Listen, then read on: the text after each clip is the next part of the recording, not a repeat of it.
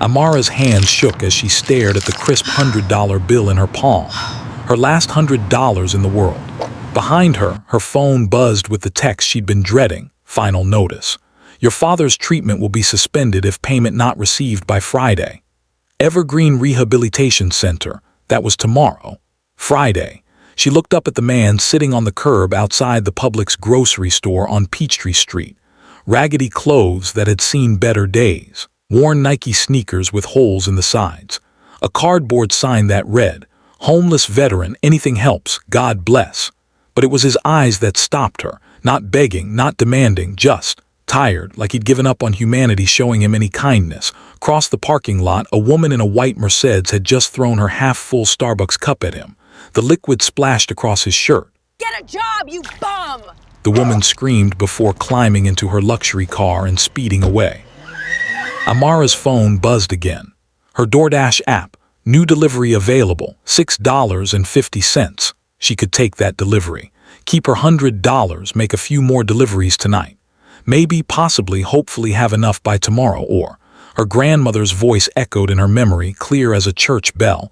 "Baby girl, we might not have much, but we always have enough to share. That's what makes us rich." Amara took a deep breath and walked toward the homeless man, her last $100 still clutched in her hand. What happened next would change her life forever. But not in the way you think.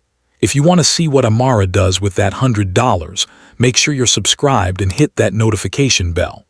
This story is going to take you places you never expected. Now, let's go back to where it all started, 3 months before this moment, when Amara's whole world came crashing down. 3 months earlier, February, Atlanta, Georgia.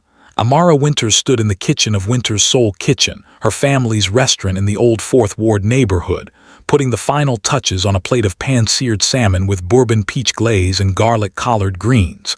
At 27 years old, Amara had spent her whole life dreaming of this moment, working alongside her father, creating food that made people close their eyes and smile, carrying on her grandmother's legacy. The restaurant was small, only 15 tables, tucked between a barber shop and a hair salon on Edgewood Avenue. But what it lacked in size, it made up for in soul. 3 generations of the Winters family had poured their hearts into this place. "Order up," Amara called out, sliding the plate across the pass. Her father, Terrence Winters, looked up from the grill where he was flipping catfish fillets. At 58 years old, Terry Winters was a big man with kind eyes and hands that had been cooking for 40 years.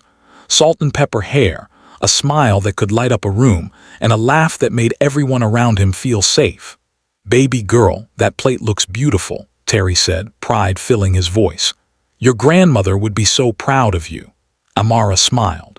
Her grandmother, Mama Louise, had passed away 3 years ago, but her presence still filled every corner of this kitchen. It was Mama Louise who had taught Amara that cooking wasn't just about feeding people's stomachs. It was about feeding their souls. The dinner service was busy that Friday night. Every table was full. Regulars who'd been coming for years, mixed with new faces who'd heard about the food through word of mouth. Amara's best friend, Keisha Johnson, was working the floor as a server. Keisha was 26, with beautiful dark skin, long locks pulled back in a ponytail, and a personality that could make even the grumpiest customer smile. "Table 7 wants to know if you can make the mac and cheese extra crispy on top," Keisha said, poking her head into the kitchen. "And table 12 says this is the best fried chicken they've ever had in their life." "Tell table 12 I love them," Amara said, laughing as she stirred a pot of her grandmother's famous mac and cheese. "And table 7 is about to get the crispiest top they've ever seen," Terry chuckled from his station. "That's my girl, always going the extra mile." But even in the middle of that busy, beautiful Friday night, Amara could see the stressed lines on her father's face, could see the way his hands shook just slightly when he thought no one was looking. The restaurant was struggling, had been struggling for months. Her mother, Diane, had been in charge of the books. But Diane had never really loved the restaurant life, never loved the long hours, the thin profit margins, the constant hustle. She'd married Terry young, had Amara young, and had spent 29 years feeling trapped in a life she never wanted. What Amara didn't know that Friday night was that her mother had a secret. A gambling problem that had started small and grown into something that was eating them alive. What Amara didn't know was that her mother had been taking money from the restaurant for months. Thousands of dollars, gone to poker games and slot machines and desperate attempts to win back what she'd already lost. What Amara didn't know was that tonight would be the last normal night of her life. It happened at 8:37 p.m. Her father was reaching for a pan on the high shelf when his face suddenly went slack. His left arm dropped to his side. The pan clattered to the floor. Amara said, turning around. Terry tried to speak, but the words came out slurred and wrong. His left leg buckled. "Dad," Amara screamed, rushing to catch him as he fell. The next few hours were a blur. The ambulance, the ride to Grady Memorial Hospital, the doctors using words like stroke and left hemisphere and extensive damage. Keisha had closed up the restaurant and met Amara at the hospital. They sat in the waiting room, Amara's hands covered in her father's blood from where he'd hit his head when he fell. "Where's your mama?" Keisha asked gently. Amara had been calling her mother for hours. Every call went straight to voicemail. At 2 in the morning, a doctor came out. Dr. Patel, a woman in her 40s with tired eyes and a gentle voice. "Your father is stable," Dr. Patel said, "but the stroke was severe. He's going to need extensive rehabilitation. Physical therapy, occupational therapy, speech therapy. It's going to be a long road." "He'll be okay?" Amara asked, her voice breaking. "He'll recover, with time and proper treatment, yes. He should regain most of his function, but Miss Winters, I have to be honest with you. The kind of care he needs is expensive. Does your father have good insurance?" Amara's stomach dropped. She knew the answer. The restaurant's insurance was basic. The bare minimum. They'd been cutting costs wherever they could. "We'll figure it out," Amara said, though she had no idea how. At 6 a.m., Amara finally went home to shower and change. That's when she found the note. It was on the kitchen table of their small house in Kirkwood. Plain white paper, her mother's handwriting. "I'm sorry, I can't do this anymore. I took what was left in the account. Don't look for me."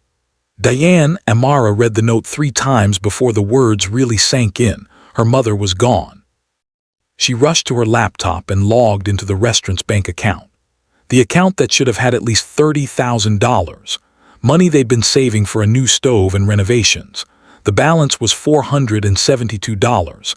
Amara sat at that kitchen table and cried like she hadn't cried since her grandmother died. Great, heaving sobs that came from somewhere deep in her soul. Her father was in the hospital. Her mother had abandoned them and stolen their money. And the restaurant, the family legacy, the dream she'd worked for her whole life, was about to slip through her fingers like water. The next 2 weeks were the hardest of Amara's life. The hospital bills started piling up. Even with her father's basic insurance, the out-of-pocket costs were staggering. $15,000 just for the emergency surgery. Another $5,000 for the first week of rehabilitation. Amara tried to keep the restaurant open. Tried to run it by herself with Keisha's help. But without her father's skills, without money to pay the other cook they'd had, without money for supplies, it was impossible. 3 weeks after her father's stroke, Amara had to close Winter's Soul Kitchen for good. She stood in the empty restaurant on that last day, looking at the kitchen where she'd learned to cook. The dining room where families had celebrated birthdays and anniversaries.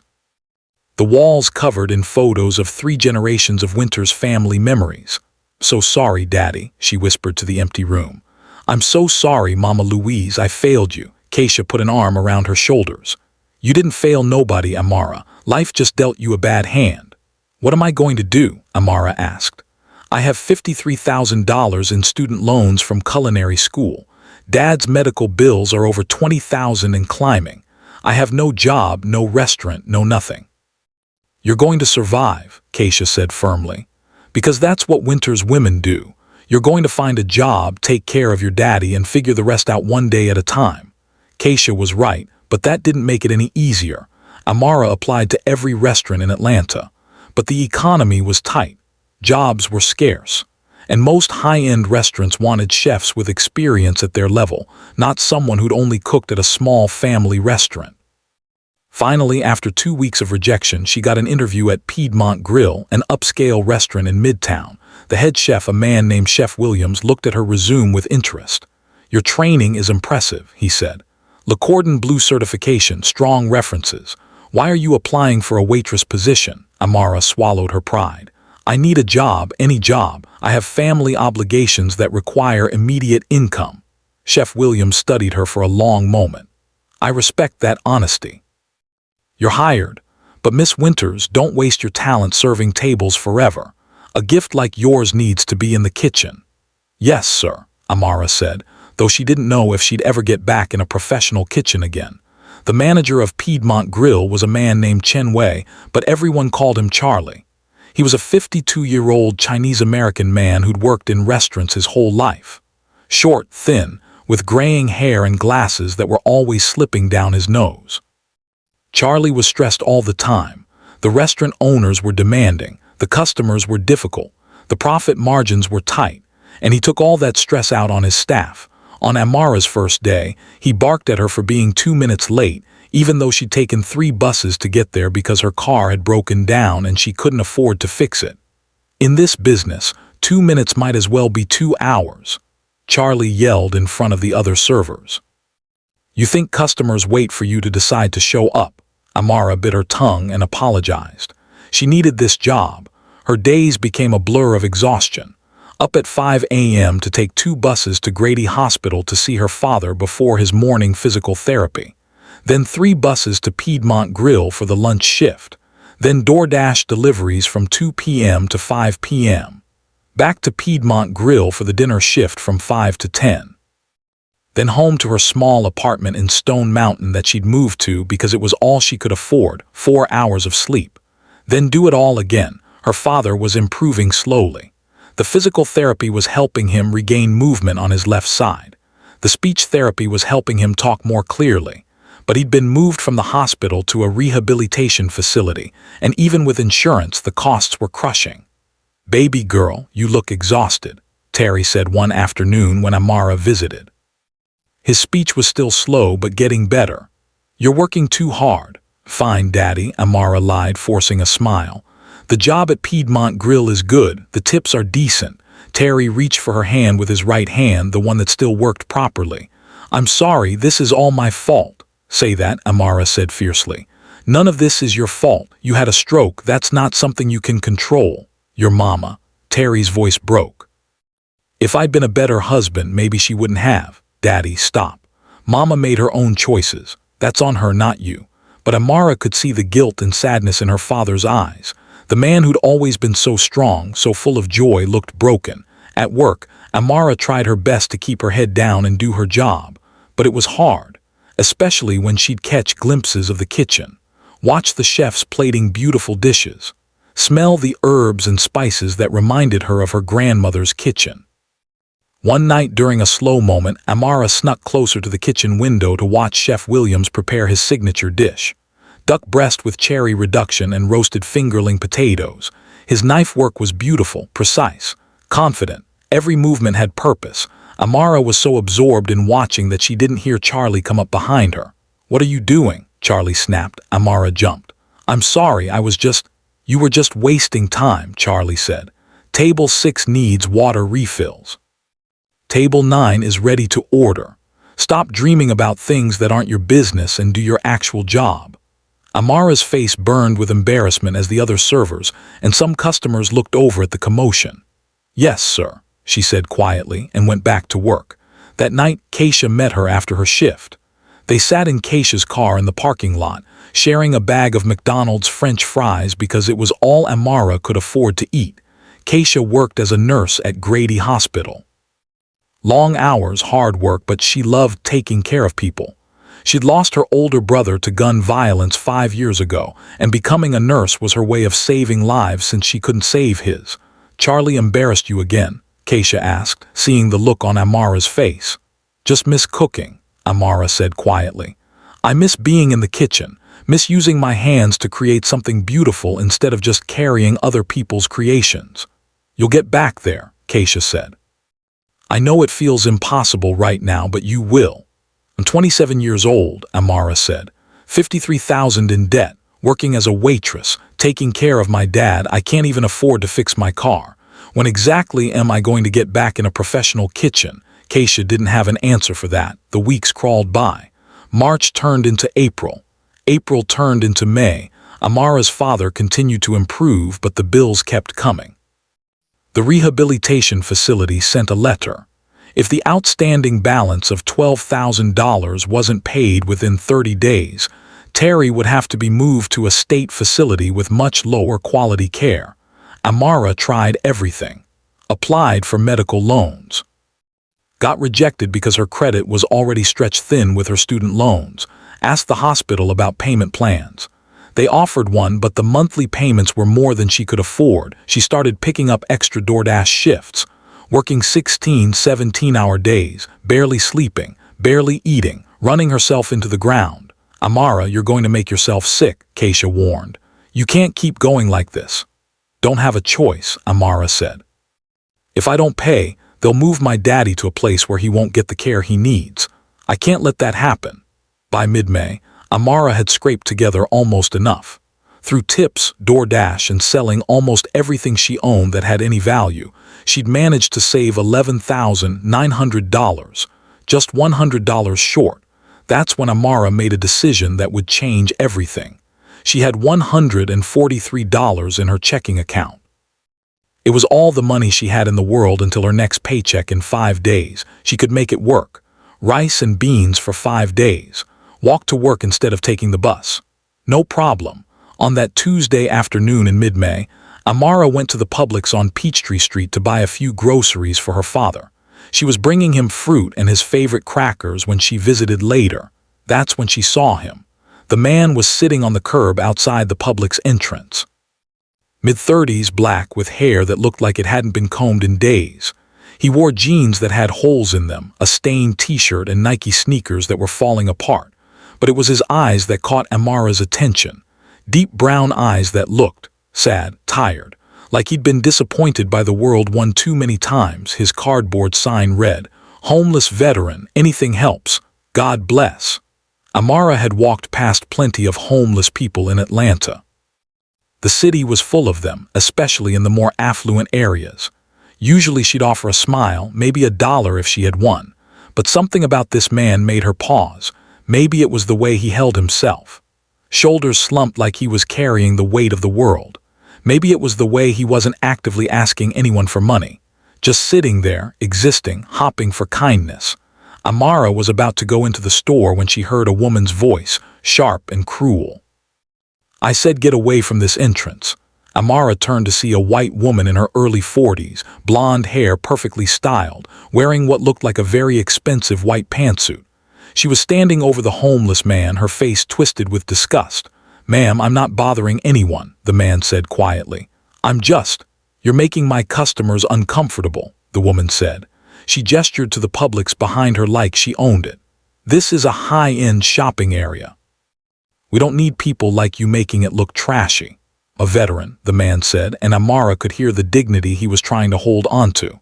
"I served this country for 8 years. I'm just asking for a little help to get back on my feet," woman laughed. It was a cold, ugly sound. "A veteran, please, I'm sure that's what they all say. If you really served your country, you'd have benefits, you'd have a job, you wouldn't be sitting on a street corner begging." Amara felt anger rise in her chest. She knew what it felt like to be looked down on, to have people assume they knew your story without knowing anything at all. She also knew that veterans often fell through the cracks. The VA system was overwhelmed. Mental health care was inadequate. She'd read articles about it, seen news stories. Before she could think twice, Amara walked up to the woman. "Excuse me," Amara said, her voice firm, "but I think you need to back up and leave this man alone." Woman turned to Amara, looking her up and down with obvious disdain, taking in Amara's worn sneakers, her simple jeans and t-shirt, her tired face. "And who are you?" the woman asked. "I'm someone who knows you don't have the right to talk to people like that," Amara said. "He's not hurting anyone, he's not blocking the entrance, he's just sitting there." "He's panhandling," the woman said. "It's probably illegal." "It's not illegal to ask for help," Amara said. "And even if it was, that doesn't give you the right to be cruel." Woman's face flushed red. She picked up her Starbucks cup and before Amara could react, threw it at the homeless man. Coffee splashed across his shirt and face. The man flinched but didn't move, like he'd been through this before, like he expected this kind of treatment. "That's what I think of people like him," the woman said, "and people like you who defend them." She climbed into her white Mercedes and drove away, tires squealing. Amara stood there for a moment, shocked by what she just witnessed. Then she knelt down next to the man. "You okay?" she asked. The man was wiping coffee from his face with the sleeve of his already stained shirt. Up close, Amara could see he was younger than she'd first thought, maybe early 30s, and despite the rough exterior, there was something about his face. Handsome features beneath the dirt and exhaustion. "Fine," he said quietly. "Used to it." "You shouldn't have to be used to it," Amara said. She pulled a packet of tissues from her purse and handed them to him. "I'm sorry that woman treated you like that." Man took the tissues, surprise flickering across his face, like he wasn't used to kindness. "Thank you. What's your name?" Amara asked. The man hesitated for a moment. Then, "Jordan." "I'm Amara," she said. "And for what it's worth, Jordan, thank you for your service." Jordan's eyes met hers and something passed between them.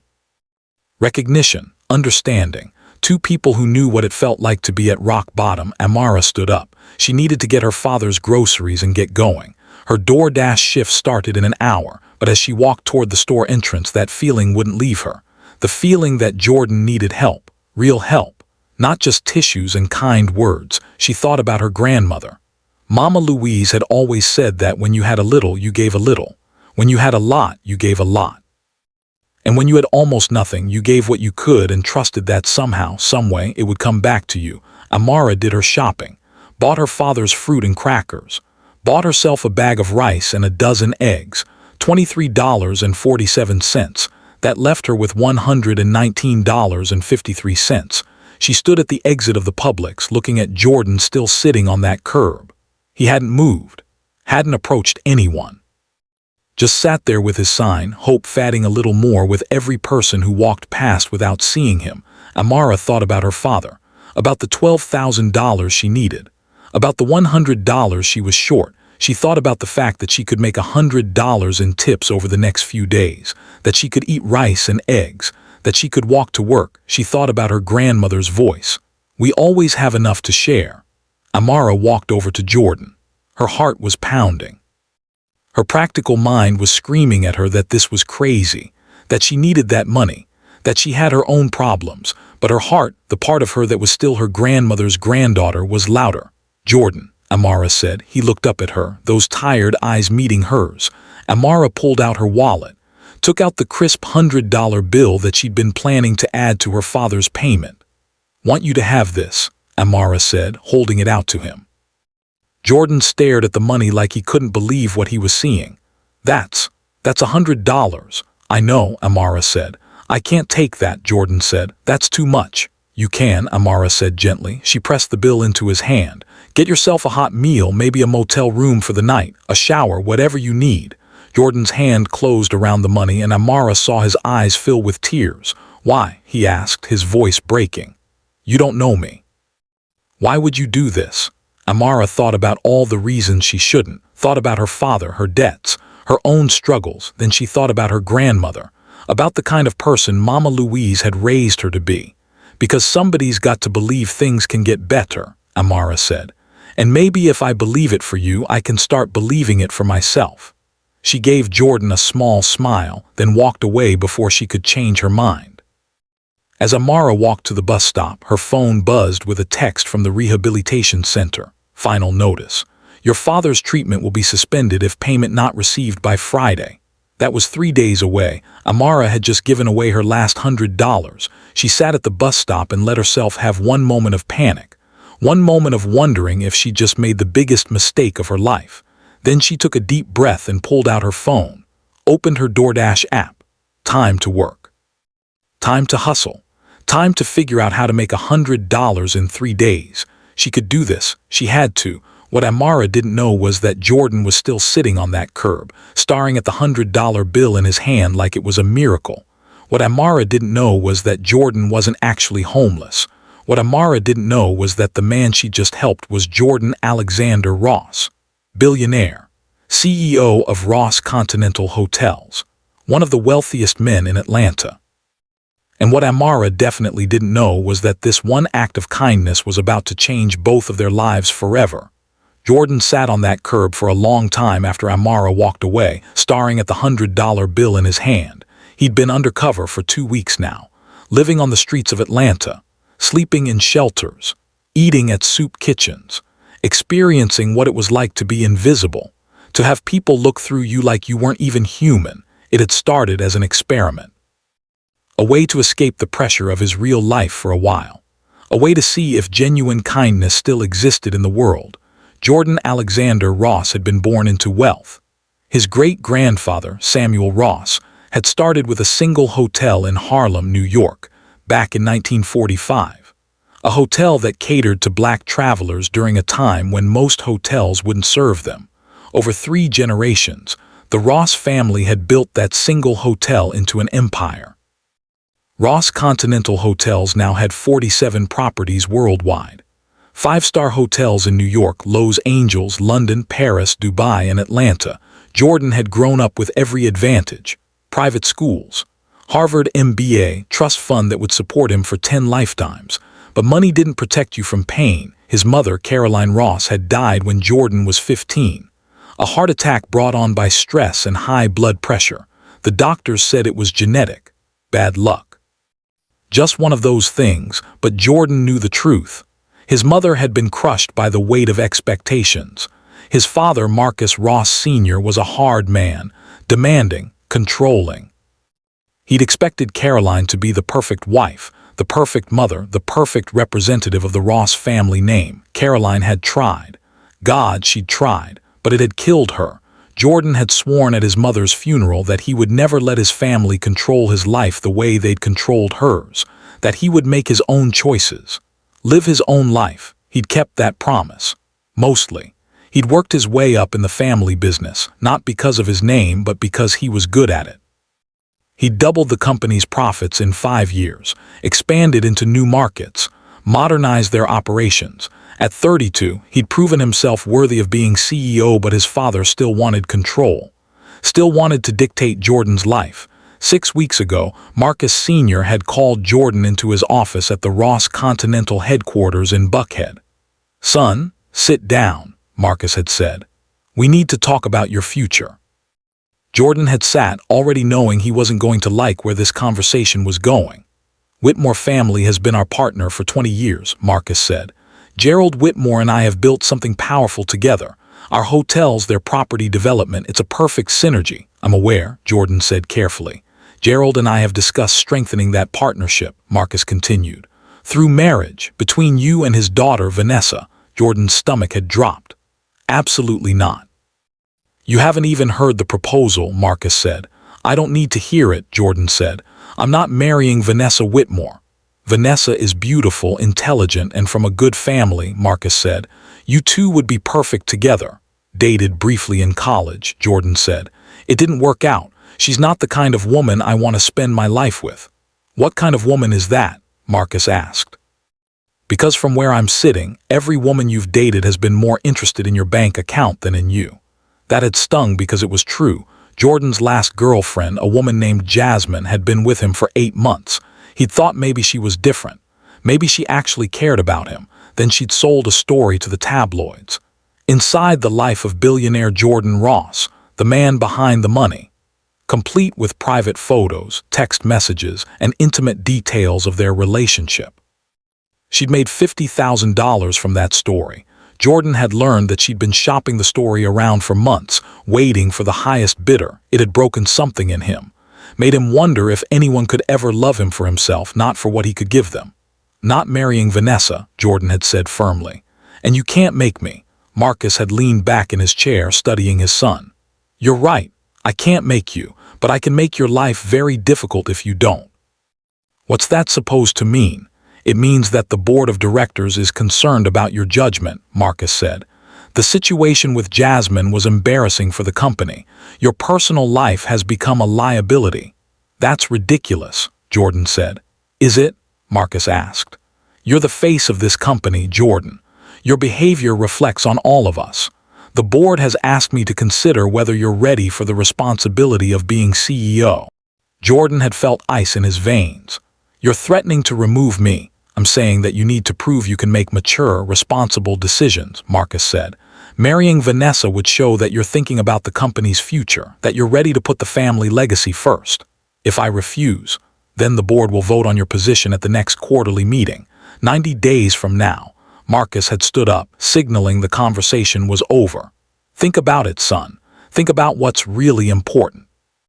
Your pride or your family's legacy. Jordan had walked out of that office feeling like the walls were closing in. He'd spent the next few weeks going through the motions, attending meetings, closing deals, smiling for the cameras, but inside he was drowning. That's when he'd gotten the idea. The crazy, desperate idea, what if he just disappeared for a while? What if he stepped away from the money, the name, the expectations, and saw what life was really like? What if he tested humanity? Saw if kindness existed when there was nothing to gain from it. Jordan had told his assistant, his younger brother Marcus Jr., that he needed a few weeks off, that he was going on a private retreat and didn't want to be disturbed. Then he'd bought some old clothes from a thrift store, stopped shaving, messed up his hair, and started living on the streets. It had been brutal, eye-opening, humbling. He'd learned what it felt like to be invisible, to have people step over you like you were trash, to be afraid of where you'd sleep each night. He'd also learned that most people didn't see homeless people as human beings. They saw problems, inconveniences, things to be avoided. In 2 weeks, only 3 people had shown him genuine kindness. An elderly black woman who'd given him a sandwich and told him Jesus loved him. A teenage kid who'd given him a bottle of water on a hot day. And now Amara, who'd given him her last $100. Jordan had been sitting on that curb when he'd overheard her on the phone earlier, had heard her tell someone that she could make it work with what she had until Friday, had heard the stress in her voice, and yet she'd still given him that money, no hesitation, no judgment, just pure, genuine kindness. Jordan stood up from the curb. He pulled out the phone he'd been keeping hidden in his pocket, the phone he'd turned off for 2 weeks. When he turned it on, it exploded with notifications. Missed calls from Marcus Jr., texts from business associates, emails marked urgent. He ignored all of them and made one call. Marcus, Jordan said when his brother answered, I need you to do something for me. Jordan, where the hell have you been? Marcus Jr. asked. Dad is losing his mind. The board meeting is in. I need you to find out everything you can about a woman named Amara Winters, Jordan interrupted. I need to know where she works, where she lives, what her story is. Why? Just do it, please, Jordan said. I'll explain later. He hung up and looked in the direction Amara had walked. She'd said something that stuck with him. Maybe if I believe it for you, I can start believing it for myself. What had happened to make someone so kind lose faith in her own future? Jordan needed to know, not because he wanted to save her, not because he was looking for a project, but because in 2 weeks of being invisible, Amara was the first person who'd really seen him. Amara worked like a woman possessed for the next 3 days. She took every DoorDash delivery that came through, no matter how small. $3 for a McDonald's run, she took it. $4 to deliver Taco Bell across town, she took it. Between deliveries, she worked her shifts at Piedmont Grill, smiled at customers even when her feet were screaming in pain, carried heavy trays even though her back ached. By Thursday night, she'd made $67 in extra money. Combined with what she had left after buying groceries, she had $86. She needed $14 more by tomorrow afternoon. You look like you're about to fall over, Keisha said when she stopped by Amara's apartment Thursday night. She'd brought food from the hospital cafeteria, knowing Amara wasn't eating properly. I'm fine, Amara said, though she was swaying on her feet. When's the last time you slept more than 4 hours? Keisha asked. I don't know, Tuesday, Amara. I'm almost there, Keisha, Amara said. I just need $14 more. I can make that tomorrow morning with DoorDash before my shift at the restaurant. Keisha looked at her friend with worried eyes. Baby, you're running yourself into the ground. I don't have a choice, Amara said. If I don't pay by tomorrow, they move my daddy. I can't let that happen. Me lend you the $14, Keisha said. Please, Amara said firmly. You're already helping with gas money and food. I'm not taking more from you. That's what friends are for, Keisha said. And I appreciate it, Amara said. But I can do this. I just need one more day. Friday morning started badly. Amara's alarm didn't go off because her phone had died in the night. The charger she'd been using was cheap and had finally broken. She woke up at 7 a.m. instead of 5 and panic set in immediately. She'd missed the morning DoorDash rush. Missed her chance to make that last $14 before her shift at Piedmont Grill. No, no, no, Amara whispered, scrambling to get ready. She threw on her uniform and ran to the bus stop. If she could just get to the restaurant early, maybe she could pick up a few deliveries during the lunch shift. That's when the sky opened up. Atlanta in May could be unpredictable. Beautiful and sunny one minute, pouring rain the next. This wasn't just rain. This was a deluge. The kind of rain that soaked you to the bone in seconds. Amara ran through the rain to the bus stop, but she was too late. The bus had just pulled away. The next one wouldn't come for 40 minutes. By the time Amara arrived at Piedmont Grill, she was soaking wet, 45 minutes late, and looked like she'd been through a hurricane. Charlie was waiting for her at the entrance. Late, he said, his face red with anger. So sorry, Amara said, water dripping from her hair onto the restaurant's marble floor. My phone died and I missed my alarm and then the rain. I don't want to hear excuses, Charlie said. This is the third time this month you've been late. I know and I'm sorry, but if you just let me explain. No, Charlie said. I'm tired of the excuses. I'm tired of you walking around here looking like you're half dead. I'm tired of catching you staring at the kitchen like you're too good to be a server. That's not fair, Amara said, her own anger rising despite her exhaustion. I work harder than anyone here. I never complain. I always stay late when you need me. Yet you can't manage to show up on time, Charlie said. Other staff members were gathering now. Watching, some looked sympathetic, others looked entertained by the drama. My father is in the hospital, Amara said, her voice breaking. I'm working 2 jobs to pay his medical bills. I'm doing the best I can. Then maybe you need to work somewhere that doesn't require punctuality, Charlie said. You're fired, Amara. Get your things and go. The words hit Amara like a physical blow. You can't fire me, Amara said. Please, I need this job. I'll never be late again, I promise. But Charlie had already turned away. Security will escort you out if necessary. Amara stood there, dripping wet, humiliated in front of her coworkers and the early lunch customers. She wanted to scream, to cry, to beg, but her grandmother had raised her with dignity. So Amara lifted her chin, walked to the staff room, got her purse and left. She walked out into the rain that was still pouring down. And then finally she let herself fall apart. Amara sat on a bench outside the restaurant and cried. Great, heaving sobs that came from somewhere deep in her soul. She'd lost her job. She didn't have the money for her father's payment. She was soaking wet and exhausted and so tired of fighting. I can't do this anymore, Amara whispered to the rain. Mama Louise, I can't, I'm not strong enough. That's when she heard a familiar voice. Amara, she looked up through the rain to see Jordan, the homeless man from the Publix except. He wasn't in his usual spot. He was here in Midtown, blocks from where she'd seen him before, and he was looking at her with genuine concern. Jordan, Amara said, confused. What are you doing here? I was. Jordan hesitated. I was in the area. I saw you sitting here. Are you okay? Do I look okay? Amara asked, and then she laughed. It was a bitter, broken sound. I just got fired. I'm broke. My dad is going to lose his treatment. And I'm sitting in the rain talking to a homeless man. So no, I'm not okay. Jordan sat down next to her on the bench, not seeming to care about the rain. Restaurant you were going into, Jordan said. You worked there? Worked. Past tense, Amara said. My manager just fired me for being late, which I was because my life is falling apart. Sorry, Jordan said quietly. Yeah, well, that and $3 will get me a cup of coffee, Amara said. Then she looked at him. Really looked at him. How have you been? Did that $100 help? Jordan stared at her. This woman had just lost her job, was sitting in the rain, clearly at rock bottom, and she was asking about him. It helped more than you know, Jordan said softly. They sat in silence for a moment, rain falling around them. Can I tell you something? Amara said. Of course. That $100 I gave you, it was supposed to go toward my dad's medical bills. I was $100 short of what I needed, and I gave it to you instead. Jordan's heart stopped. Amara, you know what the crazy thing is? Amara continued. I don't regret it. Even now, even with everything falling apart, I don't regret helping you, because maybe that's all we can do in this world. Help each other when we can, even when it doesn't make sense, even when we can barely help ourselves. Jordan sat there, his heart breaking and healing at the same time. This woman.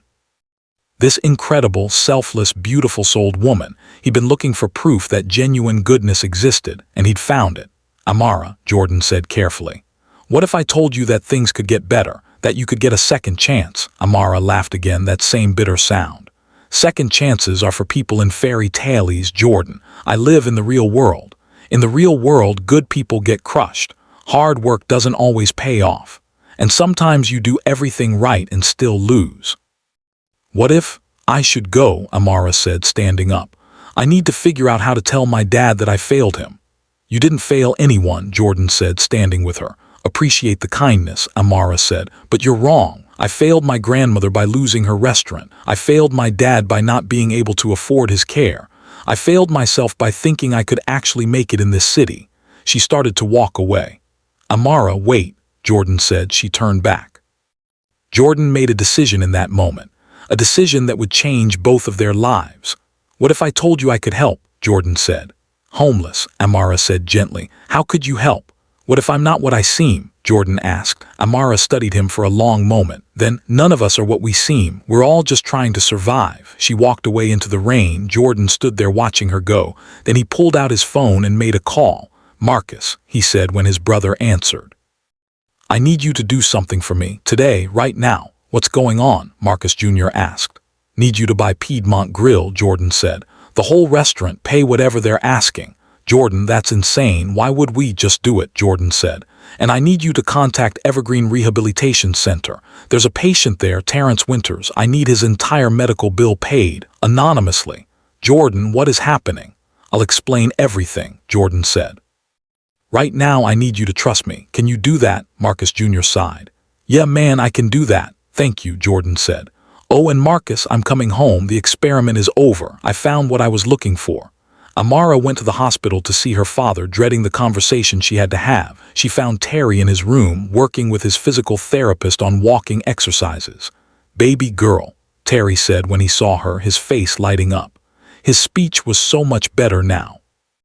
You're early, don't you have work? Daddy, can we talk? Amara said quietly. The physical therapist excused herself. Amara sat down next to her father's bed, trying to find the words.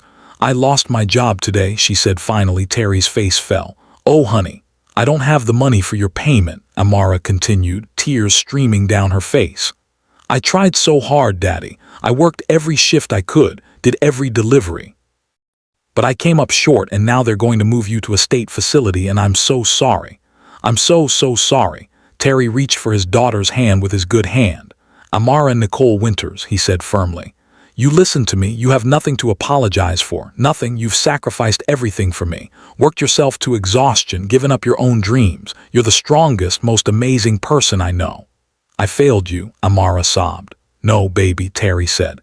You could never fail me. You're my daughter, my pride and joy, and I would rather be in a state facility than watch you kill yourself trying to save me. They sat together, holding hands, both crying. That's when a nurse knocked on the door. Mr. Winters, there's someone from the billing department here to see you. Amara's stomach sank. They were probably here to tell them about the move. A woman in business attire walked in carrying a folder. Mr. Winters, Miss Winters, the woman said. My name is Susan Chen from billing. I have some news about your account. No, Amara said quietly. We didn't make the payment. We're prepared for the transfer. Susan looked confused. Transfer? No, I'm here to tell you that your account has been paid in full. Amara blinked. What? Your entire balance, Susan said. All outstanding charges plus the next 3 months of treatment. Paid in full this morning. That's impossible, Amara said. Who paid it? It was an anonymous donation, Susan said. The payment came from a charitable foundation. All we know is that someone wanted to help. Amara sat down, her legs suddenly unable to support her. This has to be a mistake, she said. No mistake, Susan said, smiling. Your father can continue his treatment here for as long as he needs. Congratulations. After Susan left, Amara and her father sat in stunned silence. What just happened? Terry asked. Have no idea, Amara said. Her phone rang. Unknown number. Hello, Amara answered. Winters. This is Robert Chen. I'm the owner of Piedmont Grill. Amara's stomach tight. Mr. Chen, look about this morning. I'm calling to inform you that the restaurant has been purchased, Robert said.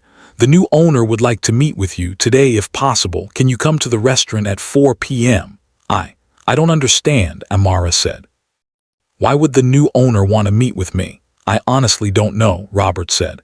But he was very insistent. Will you come? Amara looked at the clock. It was 2 p.m. I'll be there, she said. After she hung up, she turned to her father. Daddy, something strange is happening.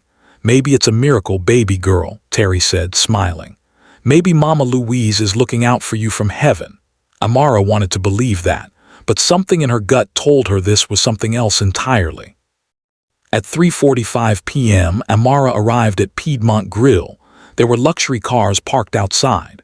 Black Mercedes, BMWs, a Bentley. Her stomach churned with anxiety. Keisha had driven her, refusing to let her face whatever this was alone. Girl, I don't know what's happening, but I got your back, Keisha said. They walked inside together. Charlie was there, looking nervous and sweaty. More nervous than Amara had ever seen him. Miss Winters, Charlie said, his voice shaking slightly. Thank you for coming. The new owner is in the private dining room. Is it? Amara asked. I think it's better if he introduces himself, Charlie said. He led them through the restaurant to the private dining room in the back. Amara's heart was pounding. Charlie opened the door. Inside, there were several people in expensive suits. Lawyers, probably. Business people. And standing at the head of the table was a man. A black man in his early 30s, wearing an impeccably tailored navy suit. His hair was cut short and neat. His beard was trimmed perfectly. He carried himself with the confidence of someone who owned the world. When he turned around, Amara's entire world tilted on its axis. It was Jordan, but not Jordan the homeless man. This was someone else entirely. Hello, Amara, Jordan said, his voice smooth and professional. Amara couldn't speak, couldn't breathe. Keisha whispered next to her. Girl, is that? My name is Jordan Alexander Ross, he said. I'm the CEO of Ross Continental Hotels, and as of this morning, I'm the new owner of Piedmont Grill. Room spun. Jordan, the homeless man, was a billionaire. You, Amara tried to form words. You lied to me. I didn't lie, Jordan said carefully. I just didn't tell you everything. You let me give you my last $100. Amara's voice was rising. You let me think you were homeless. You let me pour my heart out to you in the rain this morning when all along you were. She couldn't finish the sentence. When I was what? Jordan asked quietly. Playing games with people's lives, Amara said. Was I some kind of experiment to you, some kind of test? Jordan's jaw tightened. It wasn't like that. Then what was it like? Amara demanded. Because from where I'm standing, a billionaire pretended to be homeless, manipulated me into showing him kindness, and then what? Bought my workplace, paid my father's medical bills. All without telling me who you really were. I wanted to help you, Jordan said. I don't need your help, Amara said. And I definitely don't need your pity. It's not pity, Jordan said, stepping closer. Amara, you gave me $100 when you had nothing. You defended me. You saw me as a human being when everyone else looked through me. That meant everything. Because I thought you needed it, Amara said. I thought you were struggling. If I'd known you were a billionaire playing dress-up, I never would have. She stopped herself. You never would have what? Jordan asked softly. Show me kindness. Doesn't that prove exactly why I had to do it this way? Amara felt tears burning her eyes. You had no right to deceive me. You're right, Jordan said. I should have told you the truth this morning, but I was afraid you'd react exactly like you're reacting now. How am I reacting? Amara asked. Like you can't accept help, Jordan said. Like you have to do everything alone, like asking for help or accepting kindness is some kind of weakness. His words hit too close to home. I'm buying this restaurant, Jordan continued, and I'm hearing you as the head chef. The room went silent. Amara stared at him. What? You're incredibly talented, Jordan said. I've done my research. Top of your class at Le Cordon Bleu's certification program. Stellar recommendations from your instructors. A portfolio of original recipes that are innovative and beautiful. You belong in a kitchen, not carrying other people's food. Amara said. Jordan blinked. No, I don't need your charity, Amara said. I don't need you to rescue me, and I definitely don't need you to buy your way out of guilt for lying to me. Keisha grabbed Amara's arm. Girl, can we talk outside for a second? No, Amara said, pulling away. I'm done here. She turned to leave. Your father's medical bills have been paid, Jordan said. That wasn't a loan, that was a gift. No strings attached. Whether you take this job or not, that money is his. Amara stopped at the door but didn't turn around. And the job offer is real, Jordan continued. Not charity, not guilt. You earned it with your talent. I'm also offering a full scholarship to complete whatever training you want. Le Cordon Bleu, CIA, anywhere you want to go. Amara asked, still not turning around. Why do you care so much about some waitress you met on the street? Because you're not some waitress, Jordan said. You're one of the most genuine, kind, selfless people I've ever met. And because when I was sitting on that curb, invisible to the world, you saw me, really saw me. Amara finally turned around. Tears were streaming down her face. I can't just accept this, she said. I can't be someone's charity project. Then don't, Jordan said. Make it a loan, pay back every penny if that's what you need, but don't walk away from your dreams because you're too proud to accept help. Stood there across the room from each other, the air crackling with tension. Keisha stepped forward. Amara, can we please talk outside, just for 2 minutes? Amara finally nodded. Outside in the hallway, Keisha grabbed both of Amara's shoulders.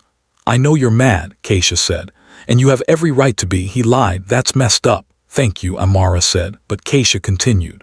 Your daddy's medical bills are paid. You're being offered your dream job, a scholarship, a chance to actually be a chef instead of just dreaming about it. Are you really going to walk away from all that because your pride is hurt? It's not about pride, Amara said. It's about. I don't know what his motives are. What if this is all some game? What if he gets bored and moves on to the next project? Then you'll deal with that when it happens, Keisha said. But right now, today, you have an opportunity. Don't throw it away. Amara leaned against the wall, her mind racing. Everything Keisha was saying made sense, but it felt wrong, felt like she was selling out somehow. What would your grandmother tell you to do? Keisha asked gently. Amara closed her eyes. Mama Louise's voice came to her, clear as day. Baby girl, the Lord works in mysterious ways. Don't be so proud that you can't see a blessing when it's standing right in front of you. Amara took a deep breath, then another, then she walked back into the private dining room. Jordan was still standing there waiting, his face carefully neutral, but his eyes were hopeful. I have conditions, Amara said. Jordan's expression shifted. I'm listening. My father's medical bills, Amara said. That's a loan, I'll pay back every penny. That's not necessary. Those are my terms, Amara interrupted. Take them or leave them. Jordan studied her for a long moment, then nodded. Agreed. The head chef position, Amara continued. I have a 3-month trial period. If I'm not good enough, you fire me. No favoritism, no special treatment because of whatever this is between us. You'll be good enough, Jordan said. You agree to my terms or not? Amara asked. Agree, Jordan said. And you stay away from me, Amara said. This is business, not whatever you were trying to do with your homeless act. I'm here to cook, to build my career, not to be part of your personal drama. Jordan's jaw tightened. Understood. Then I'll take the job, Amara said. One of the lawyers stepped forward with a contract. Amara read through it carefully. Everything was exactly as Jordan had said. Head chef position. Competitive salary that made her eyes water. Full benefits. Scholarship fund for continued education. She signed her name at the bottom. Jordan signed as well. Welcome to Piedmont Grill, Chef Winters, Jordan said, extending his hand. Amara looked at his hand for a long moment, then she shook it. The moment their hands touched, electricity seemed to spark between them. Amara pulled her hand back quickly. Start Monday, she asked, all business. Monday, Jordan confirmed. Amara nodded and turned to leave. Amara, Jordan called after her. She stopped but didn't turn around. What it's worth, Jordan said quietly. I'm sorry for not being honest with you from the beginning. You deserved better than that. Amara didn't respond. She just walked out, Keisha following close behind. After they left, Marcus Jr. appeared from where he'd been standing in the corner. Well, that was intense, Marcus said. You really like this woman, don't you? She hates me, Jordan said. Can you blame her? Marcus asked. You lied to her, bro. Massively. I know, Jordan said, but I'm going to make it right. Marcus asked. I don't know yet, Jordan admitted, but I will because she's worth it. In Keisha's car, Amara sat in silence, her mind spinning. You did the right thing, Keisha said. Did I? Amara asked. Or did I just make a deal with the devil? Time will tell, Keisha said, but at least your daddy's taken care of and you're going to be a chef, a real chef. Amara looked down at the contract in her hands, head chef. Amara Winters, she dreamed of seeing those words her whole life, so why did it feel like she just lost something important? Keisha, Amara said quietly. What if I'm making a huge mistake? Then you'll survive it, Keisha said. Just like you've survived everything else. But Amara, I don't think this is a mistake. I think this might be exactly where you're supposed to be. Amara wanted to believe that. But as she looked out the window at the Atlanta skyline, she couldn't shake the feeling that her life had just gotten a whole lot more complicated. That night, Amara sat in her small apartment, staring at the contract. She thought about everything that had happened, the fall, the struggle, the moment she gave Jordan her last $100, and now, this. Her phone buzzed with a text from an unknown number. I know I asked you to keep this professional, but I need you to know something. That $100 you gave me, I'm framing it, because it's a reminder that genuine kindness exists in this world. Thank you for reminding me what matters. Amara stared at the text for a long time, then she typed a response. Don't thank me yet. You might regret hearing me when you see how stubborn I can be in a kitchen. Dots appeared. Then, I'm counting on it. See you Monday, Chef Winters. Amara smiled despite herself. Maybe, just maybe, this would work out. Or maybe it would all blow up in her face. Either way, she was about to find out. So there you have it, y'all. Amara gave a homeless man her last $100, not knowing he was a billionaire who would change her life forever. But this is just the beginning of the story, because Jordan's family is about to find out about his investment in Amara. And they are not happy about it. Vanessa Whitmore, the woman Jordan is supposed to marry, she's about to enter the picture. And trust me, she is not going to take this lying down. And Amara, she's about to discover that working for a billionaire comes with complications she never could have imagined. If you want to see what happens next, make sure you hit that subscribe button and turn on notifications. Drop a comment and tell me, do you think Amara made the right choice accepting Jordan's offer? And do you think Jordan can earn her trust after starting their relationship with a lie? Also, smash that like button if you're rooting for Amara. This woman is a fighter, and her journey is just getting started. Monday morning 3 weeks ago, Amara stood outside Piedmont Grill at 6 a.m. staring at the building that was about to become her domain, her kitchen, her restaurant. Well, technically Jordan's restaurant, but he'd made it clear she was in charge of the culinary side. She still wasn't sure how she felt about that. You ready for this? Keisha asked. She'd driven Amara to work for this first day, knowing her friend was nervous. Have no idea, Amara admitted. Part of me still can't believe this is real. It's real, boo, Keisha said. You're about to be a head chef at 27. Do you know how incredible that is? Amara did know. She also knew she'd gotten here because a billionaire had decided to play games with her life. You got this, Keisha said, giving her a hug. Go in there and show them what Winter's women are made of.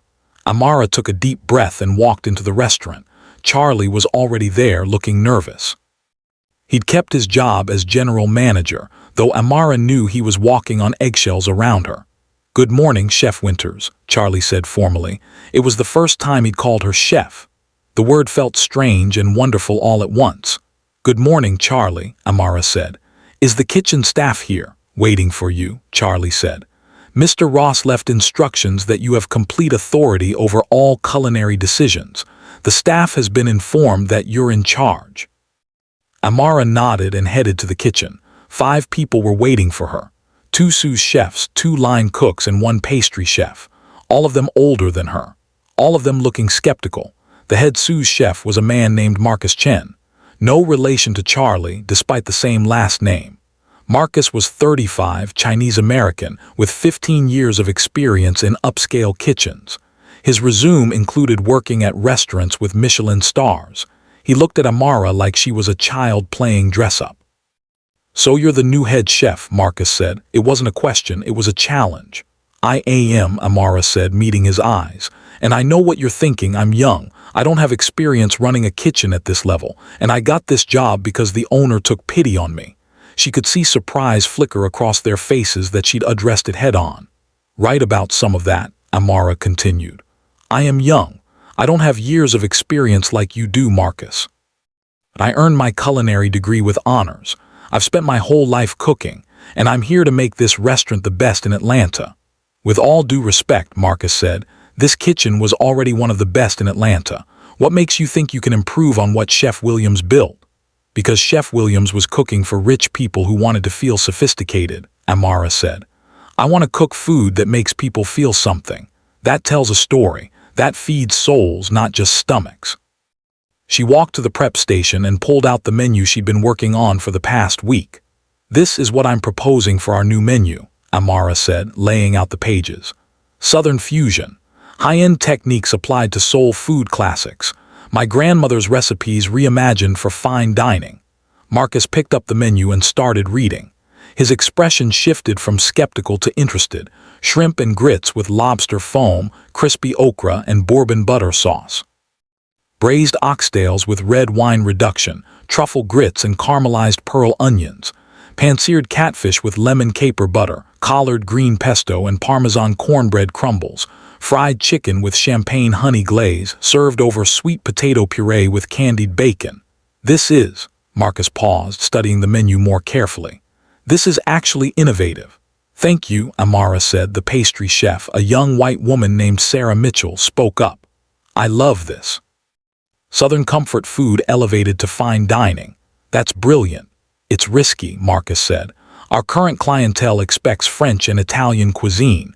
This is a major departure, which is exactly why we need to do it, Amara said.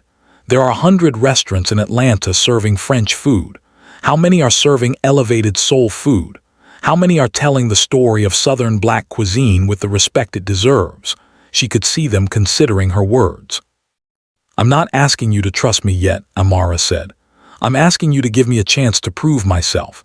We'll do a tasting, you try my food. If it's not excellent, we'll go back to the drawing board.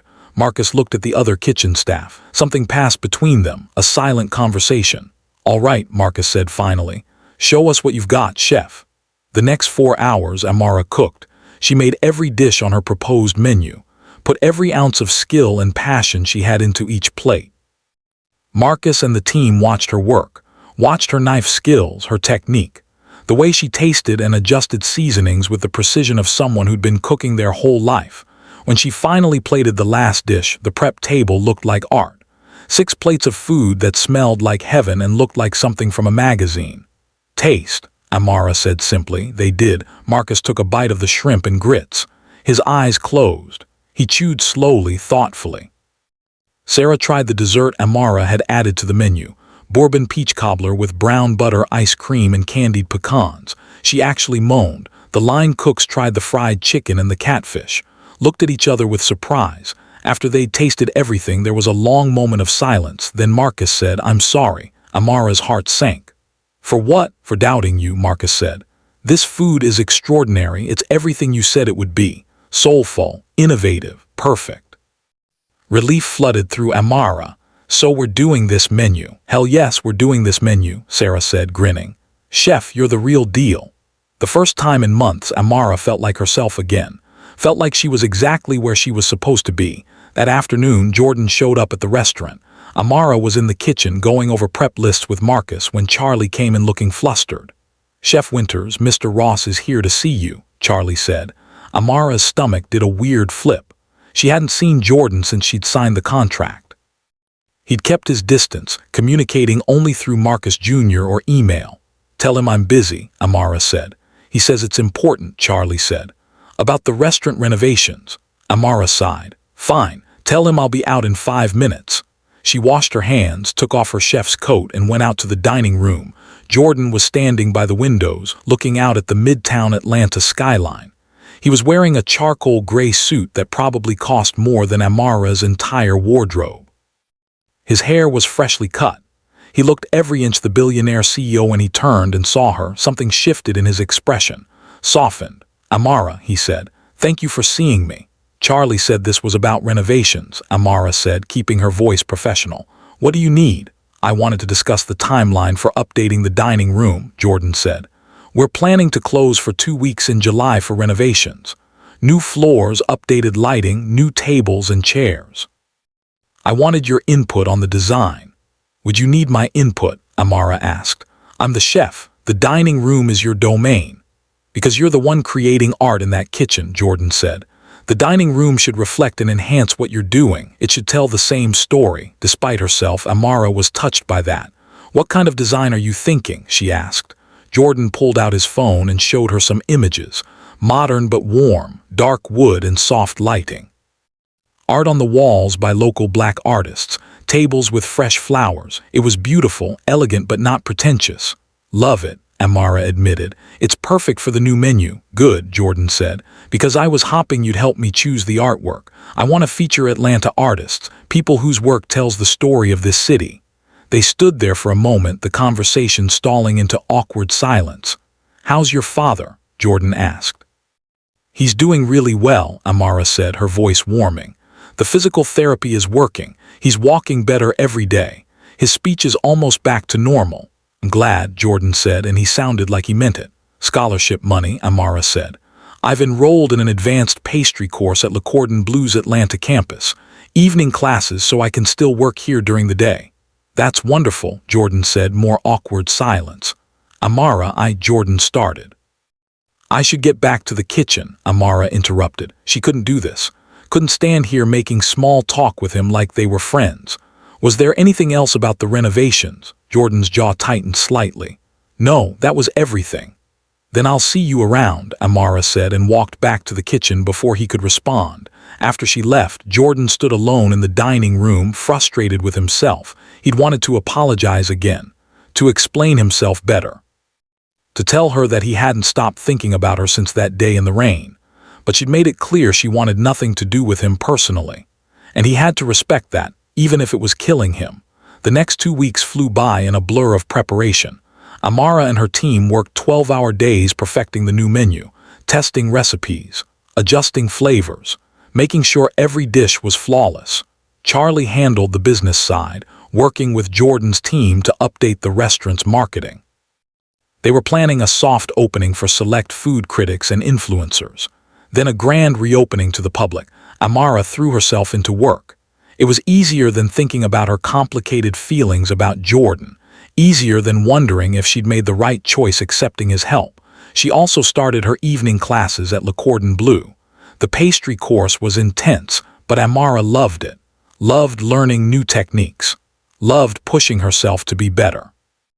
Her instructor, Chef Dubois, was a French woman in her 50s who'd worked in Michelin-starred restaurants in Paris and New York. She was tough, demanding, and didn't suffer fools. She also saw something special in Amara. You have a gift, Miss Winters, Chef Dubois said one evening after class. Natural instinct combined with technical skill. That's rare.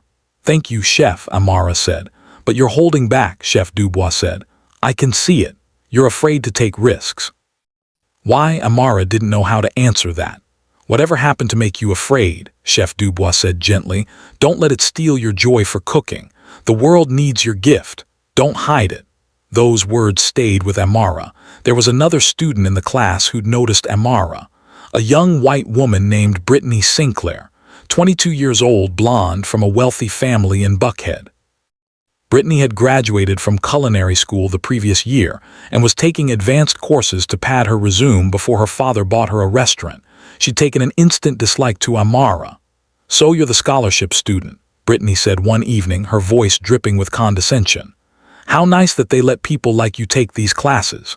People like me? Amara asked, keeping her voice level. You know, people who couldn't afford to be here otherwise, Brittany said, smiling sweetly. It's very generous of the school. Amara wanted to tell her that she'd earned that scholarship, that Jordan Ross himself had offered it, that she was the head chef of a restaurant while Brittany was still playing with daddy's money, but she bit her tongue. It is generous, Amara said. I'm very grateful for the opportunity. She refused to let Brittany get under her skin.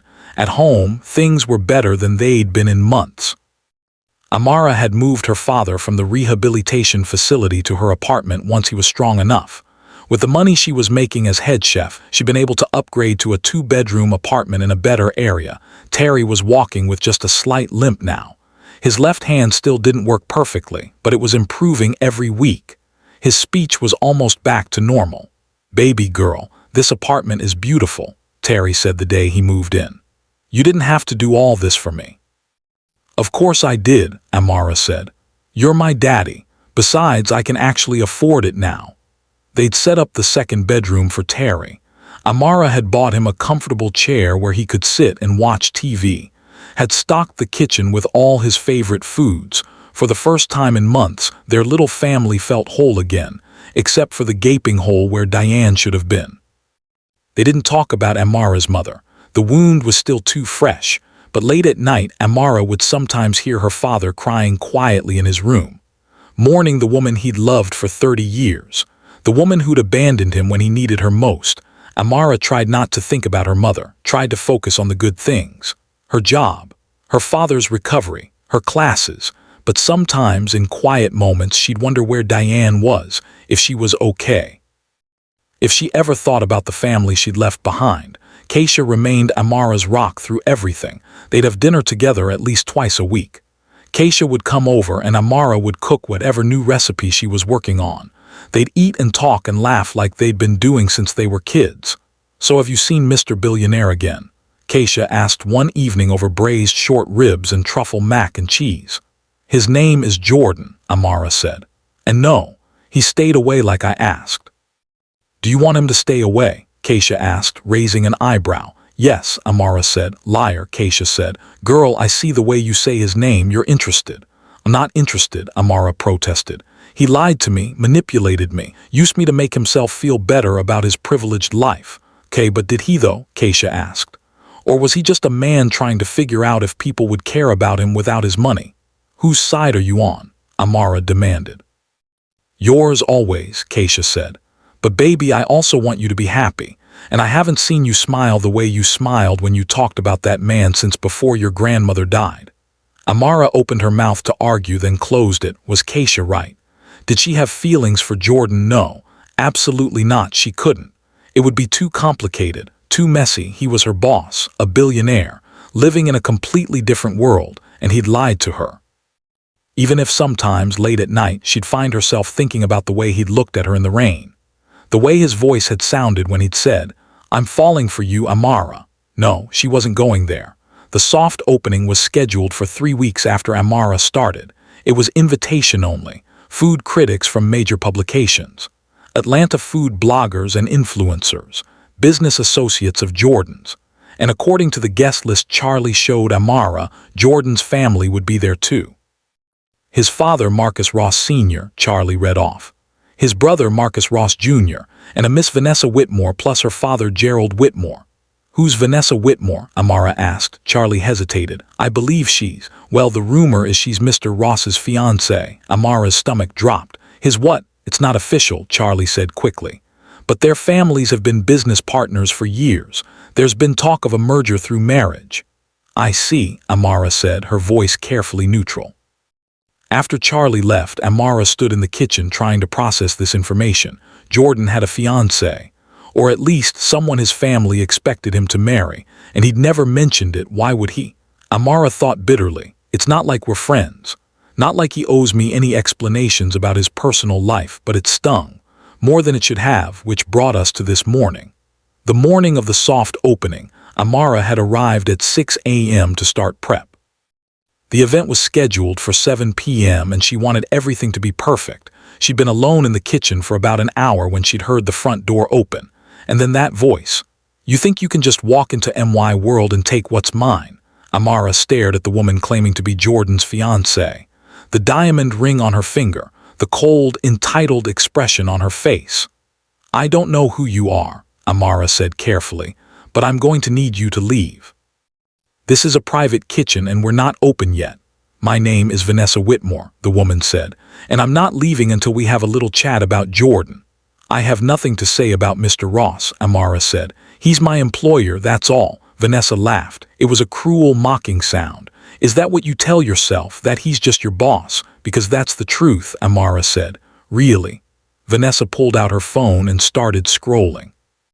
"Because I've been doing some research on you, Amara Winters, 27 years old, graduated from culinary school with massive student loan debt. Father had a stroke. Mother abandoned the family and stole their money. Family restaurant closed. Worked as a waitress at this very establishment before Jordan mysteriously bought it and made you head chef. Each word was like a knife, cutting into Amara's dignity. Quite the Cinderella story, Vanessa continued. Poor girl gets rescued by rich prince. Except this isn't a fairy tale, sweetheart. This is real life. And in real life, girls like you don't get to keep men like Jordan. Amara's hands clenched into fists at her sides. Girls like me. You know what I mean, Vanessa said. You're a project to him, a way to rebel against his family's expectations. But eventually, he'll get bored. He'll realize that playing house with the help is fun for a while, but it's not real life. I'm not playing house with anyone, Amara said, her voice rising despite her best efforts to stay calm. I'm working, building my career. Mr. Ross and I have a professional relationship, nothing more. Then why did he spend 2 weeks dressed as a homeless man? Vanessa asked. Why did he sit on street corners in the rain testing people? Why did he target you specifically? I don't know what you're talking about, Amara said, though her stomach was churning. He didn't tell you. Vanessa's smile widened. Of course he didn't. Jordan has been running from his responsibilities for years. His father wants him to marry me, to merge our family's businesses, to do what's right for the Ross legacy, but Jordan doesn't want to be told what to do, so he ran away, played dress-up as a homeless person, looking for what? True love, someone who'd care about him without knowing about his money. She laughed again. And he found you, Vanessa continued. Sweet, naive Amara, who gave him her last $100, who believed his act, who made him feel like a good person for once in his privileged life. Every word felt like a slap, but Amara refused to show how much it hurt. Even if that's true, Amara said quietly, it doesn't change the fact that I'm here to work, not to be part of whatever drama you and Jordan have going on. You are part of it now, Vanessa said. Don't you see? By accepting his help, by taking this job, by existing in his orbit, you've made yourself a part of his story. And I'm here to tell you that this story doesn't end with you winning. I'm not trying to win anything, Amara said. Good, Vanessa said. Because you can't. Jordan and I have known each other since college. Our families have been planning this marriage for years. We're the same kind of people. We understand each other's world. You're a distraction, a phase, something he'll look back on and laugh about with his real friends. Amara wanted to scream, to throw this woman out of her kitchen, to tell her that she didn't care about Jordan, didn't want him, didn't need any of this. But before she could say anything, a voice came from the doorway. Vanessa, what are you doing here? Both women turned to see Jordan standing in the entrance to the kitchen. He was in jeans and a t-shirt, clearly having just arrived. His expression was thunderous. Jordan, darling. Vanessa's entire demeanor changed. Her voice went soft and sweet. She walked toward him, reaching out to touch his arm. I was just introducing myself to your new chef. We were having a lovely conversation. Jordan's eyes moved to Amara. She could see the question in them. Are you okay? Amara gave a tiny shake of her head. Jordan's jaw tightened. Vanessa, step outside with me. Now. I haven't finished talking to. Now, Jordan repeated, his voice leaving no room for argument. Vanessa gave Amara one last smile. We'll finish this conversation later. Then she walked out, Jordan following close behind. Amara stood alone in the kitchen, her hands shaking. She walked to the sink and splashed cold water on her face, trying to calm down. The door opened again. Amara turned, expecting to see Jordan. Instead, it was Marcus, her sous chef. Chef, are you all right? Marcus asked, concern on his face. I just saw Mr. Ross and some blonde woman having a heated conversation outside. Did something happen? Nothing I can't handle, Amara said, though her voice shook slightly. That woman, Marcus said. She looked familiar. Wait, that was Vanessa Whitmore. Her family owns half the commercial real estate in Buckhead. Apparently she's also Jordan's fiancée, Amara said. Marcus's eyebrows shot up. Is that right? According to her, Amara said. Huh, Marcus said. Well, for what it's worth, Mr. Ross doesn't look at her the way he looks at you. Amara's head snapped up. What's that supposed to mean? Come on, chef, Marcus said gently. I've been watching him watch you for 3 weeks. The man is gone for you, completely smitten. That's ridiculous, Amara said. We barely speak. Exactly, Marcus said. Because you made it clear you want to keep things professional, but that doesn't stop him from finding excuses to come by the restaurant. From asking me how you're doing. From his face lighting up every time someone mentions your name. Amara didn't know what to say to that. Just, be careful, chef, Marcus said. Rich people's drama has a way of hurting regular people, and you're too good to get caught up in someone else's mess. After Marcus left, Amara tried to focus on prep work, but her hands were still shaking. 20 minutes later, Jordan came back into the kitchen, alone. "Amara, I'm so sorry," he said immediately. "Vanessa had no right to come here, no right to speak to you that way." "It true?" Amara asked, not looking at him. "Are you engaged to her?" "No," Jordan said firmly. "I'm not engaged to anyone." "She has a ring," Amara said. "A ring her father gave her," Jordan said. "A ring that I never approved of, never agreed to. My family and the Whitmores have an arrangement, or they want one. But I've made it clear I'm not marrying Vanessa." "She know that?" Amara asked. Jordan sighed. "Vanessa hears what she wants to hear. She's convinced that eventually I'll come around, that I'll do what our families want." "Will you?" Amara asked, finally looking at him. "No," Jordan said. "I told you before, I'm not living my life according to someone else's plan. I watched that kill my mother. I won't let it control me too." They stood there, the air heavy between them. "What did she say to you?" Jordan asked quietly. "That I'm a project," Amara said. "A distraction, a phase you'll get over." Jordan stepped closer. "You're not any of those things." "Then what am I?" Amara asked, her voice breaking slightly. "Because I don't know anymore, Jordan. I don't know if I'm your employee or your charity case or your rebellion against your family or what." "You're the woman I can't stop thinking about," Jordan said softly. "The woman who gave her last $100 to a stranger. The woman who's so talented it takes my breath away. The woman who makes me want to be better than I am." Amara's heart was pounding. "Jordan, no, you said to keep things professional," Jordan said. "And I've tried, God, I've tried, but Amara, I need you to know that what I feel for you isn't pity, it's not guilt, it's not some rebellion against my family." "Then what is it?" Amara whispered. Jordan stepped even closer. They were inches apart now. Amara could feel the heat radiating from his body. "It's the closest thing to real I've felt in years," Jordan said. "Maybe ever." Amara wanted to step back, wanted to maintain the professional distance she'd worked so hard to keep, but she couldn't move. "Your family will never accept me," she said quietly. "I don't care," Jordan said. "Vanessa will make my life hell," Amara said. "I'll handle Vanessa," Jordan said. "I'm not like the women you usually date," Amara said. "I don't know your world, I don't fit in it." "Good," Jordan said. "Because my world needs someone like you, someone real. Someone who isn't afraid to tell the truth." He reached out and gently tucked a strand of hair behind her ear. His fingers lingered on her cheek. "I'm terrified," Amara admitted. "Terrified of trusting you, terrified of getting hurt, terrified that Vanessa is right and I'm just a phase." "You're not a phase," Jordan said. "You're—" The kitchen door swung open. Marcus stuck his head in, then froze when he saw them standing so close together. "Oh, sorry, chef, I'll come back later." Disappeared as quickly as he'd appeared. Amara stepped back, the spell broken. "I should finish prep," she said. "The soft opening is tonight and everything needs to be perfect." "Amara, please, Jordan," Amara said. "I can't do this right now, I can't think about. Whatever this is between us, I need to focus on the food, on doing my job, on proving that I earned this position." Jordan looked like he wanted to argue, but he nodded. "Okay," he said. "But Amara, this conversation isn't over."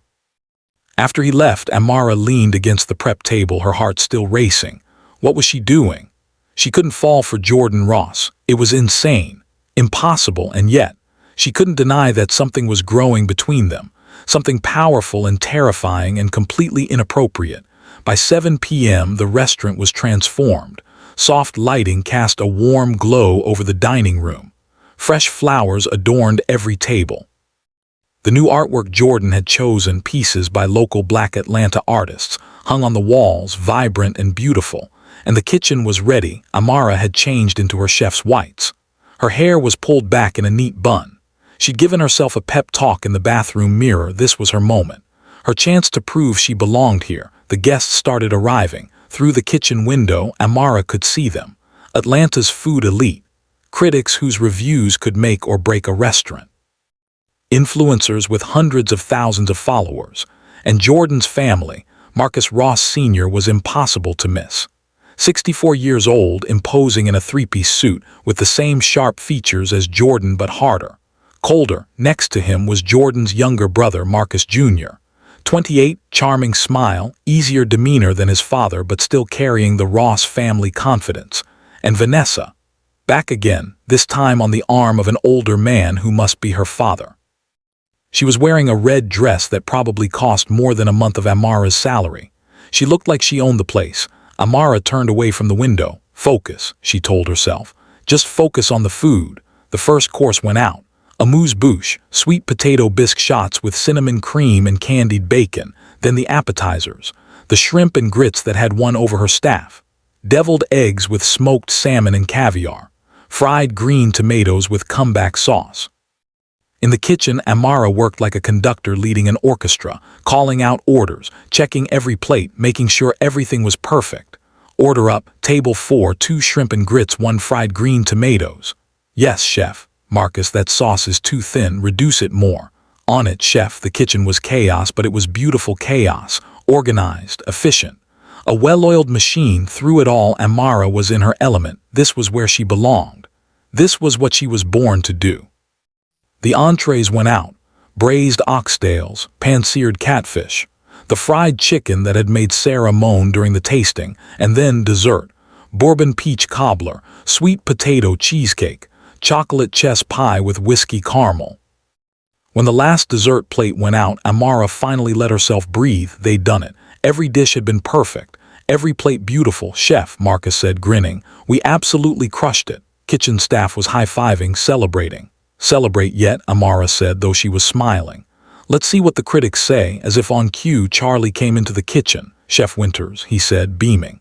The guests are asking for you. They want to meet the chef. Amara's stomach flipped. Now, right now, Charlie said.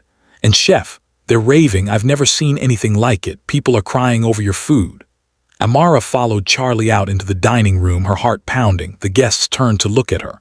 For a moment, Amara felt exposed, vulnerable. Then someone started clapping, then someone else. Within seconds, the entire room was giving her a standing ovation. Amara stood there, overwhelmed, as Atlanta's food elite applauded her cooking. A woman approached. Dr. Simone Jackson, food critic for the Atlanta Journal-Constitution. Her reviews were legendary. A good review from Dr. Jackson could make a restaurant. A bad review could destroy it. Chef Winters, Dr. Jackson said, extending her hand. That was one of the most extraordinary meals I've had in my 30 years of reviewing restaurants. Thank you, Amara said, shaking her hand. That means everything. You're doing something revolutionary here, Dr. Jackson continued. Taking Southern soul food and elevating it without losing its heart, without stripping away what makes it special. That shrimp and grits.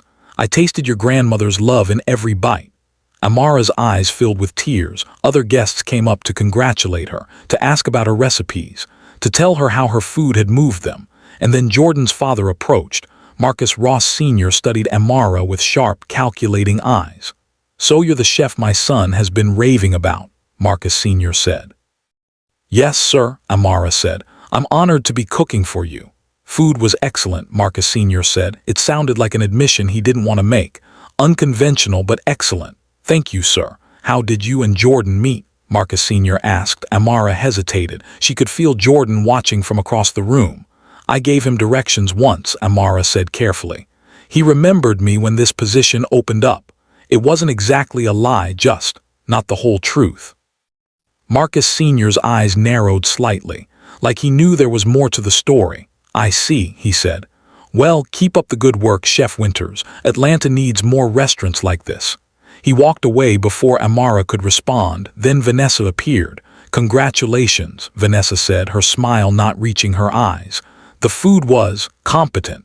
Thank you, Amara said evenly. Don't let it go to your head, Vanessa said quietly, so only Amara could hear.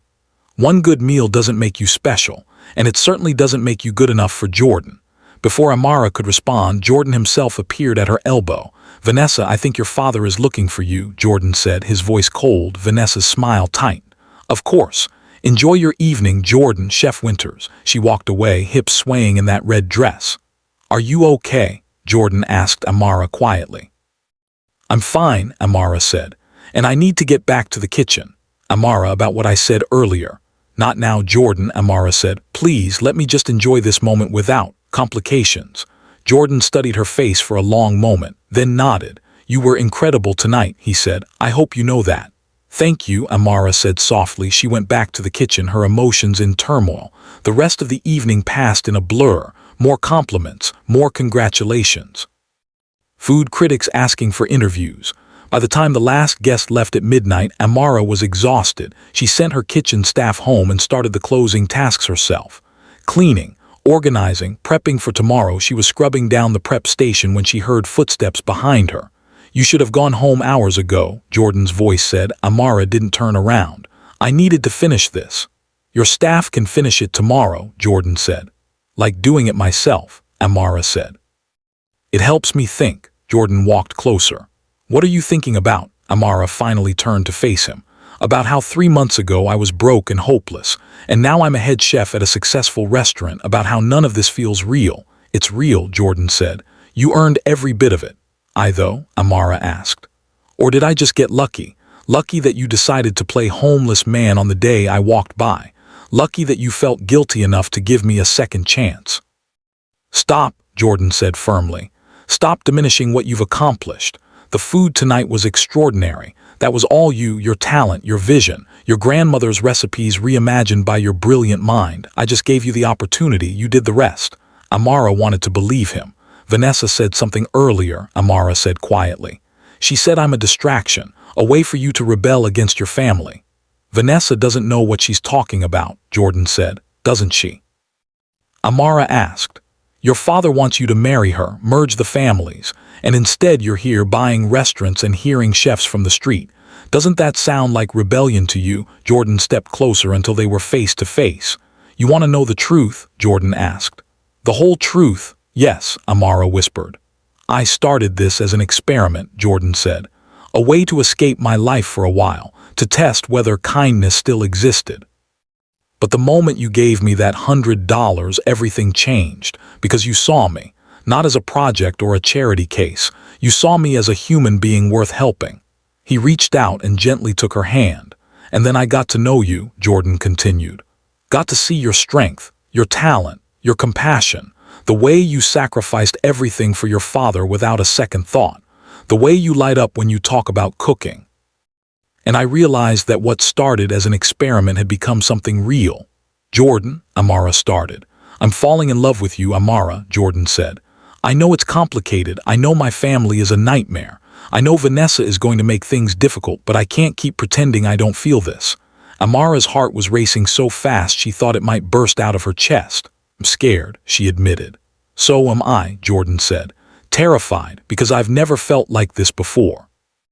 Never met someone who makes me want to be better, who challenges me, who sees through all the money and the name to who I really am. They stood there, hands clasped, the air between them electric. What if it doesn't work? Amara asked. What if your family destroys this? What if Vanessa was right and we're too different? Then at least we'll know we tried, Jordan said. At least we'll know it was real. Amara looked into his eyes, saw the vulnerability there, the hope, and she made a decision. One date, Amara said. One real date, no business talk, no restaurant, just you and me. Jordan's face lit up like she'd just given him the greatest gift in the world. One date, he agreed.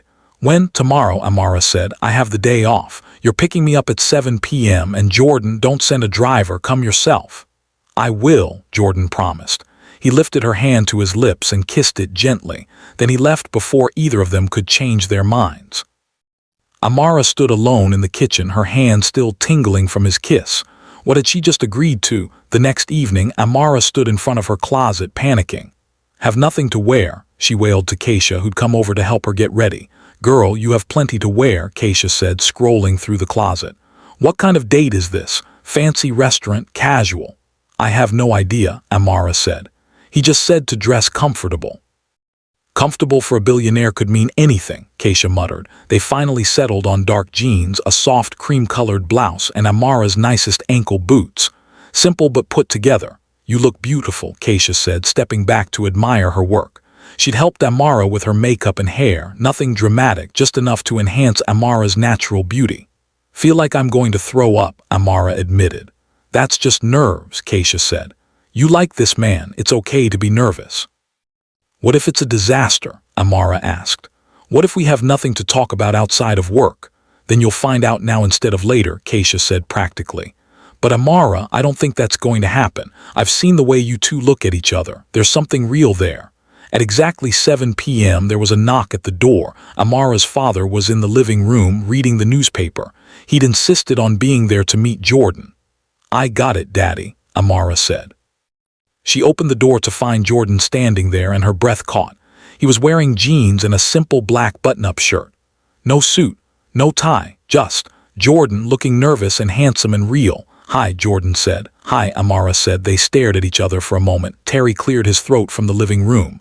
"Right," Amara said. "Jordan, this is my father, Terrence Winters. Daddy, this is Jordan Ross." Jordan walked into the apartment and extended his hand to Terry. "Mr. Winters, it's an honor to meet you," Jordan said. "Your daughter talks about you all the time." Terry shook his hand, studying Jordan with a father's protective eye. "So you're the young man who gave my baby girl a job," Terry said. "The young man who gave her an opportunity." Jordan corrected gently. "She earned everything else herself," Terry smiled. "Good answer, Amara, baby, you have your phone." "Yes, Daddy." "You'll be home by midnight?" "Daddy, I'm 27, Amara protested. "And you're my baby girl," Terry said. "Midnight or I'm sending Keisha to find you." "Have her home by midnight, sir," Jordan promised. They left the apartment, both of them smiling. "Your father is great," Jordan said as they walked to the parking lot.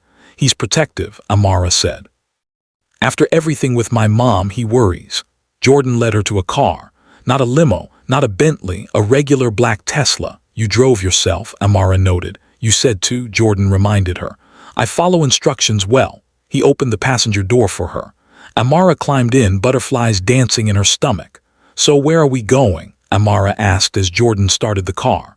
"You'll see," Jordan said, smiling mysteriously. They drove through Atlanta, heading east, away from Buckhead's mansions and Midtown's restaurants. 20 minutes later, they pulled up to a place that made Amara laugh with delight. "Krog Street Market," she said. "I figured a fancy restaurant didn't make sense," Jordan said. "You cook in one every day. I wanted to take you somewhere more real." They walked through the market, a converted warehouse now filled with local vendors, restaurants, and shops. It was bustling with people, families, couples, friends. Nobody paid any attention to Jordan. Nobody recognized the billionaire CEO wandering around in jeans. "What are you hungry for?" Jordan asked. "Everything," Amara admitted. They got tacos from one vendor, loaded fries from another, bubble tea, gelato. They sat at a communal table, eating and talking and laughing. "Tell me something about you that I don't know," Amara said. "Something real," Jordan thought for a moment. "I wanted to be a teacher." "Really?" "Yeah," Jordan said. "In college, before the family business pulled me in. I thought about teaching history. I loved learning about how people lived in the past, how societies changed. But my father said teaching was a waste of my education." "Do you regret not doing it?" Amara asked. "Sometimes," Jordan admitted. "But then I think about the impact I can have running the hotels, the jobs we create, the communities we invest in. It's not teaching, but it matters." "What period of history?" Amara asked. "Civil rights era," Jordan said. "The 1950s and 60s. My great-grandfather was part of it. Opened that first hotel when black people couldn't stay anywhere decent, gave them a safe place, dignity. I always thought that was incredible," Amara smiled. "I like learning this about you." "Your turn," Jordan said. "Tell me something I don't know." "I'm terrified of failure," Amara admitted. "Every single day in that kitchen I'm afraid I'm going to mess up, that I'll prove everyone right who said I didn't deserve the job. You know that's not rational, right?" Jordan said gently. "I know," Amara said, "but I can't help it. When you grow up the way I did, watching your parents struggle, watching your dreams almost die, you learn that security is fragile, that everything can be taken away in a moment." Jordan reached across the table and took her hand. "I can't promise that nothing will ever go wrong," Jordan said, "but I can promise that I believe in you, that I see your talent, and that job is yours because you earned it, not because of any other reason." They finished eating and walked through the market.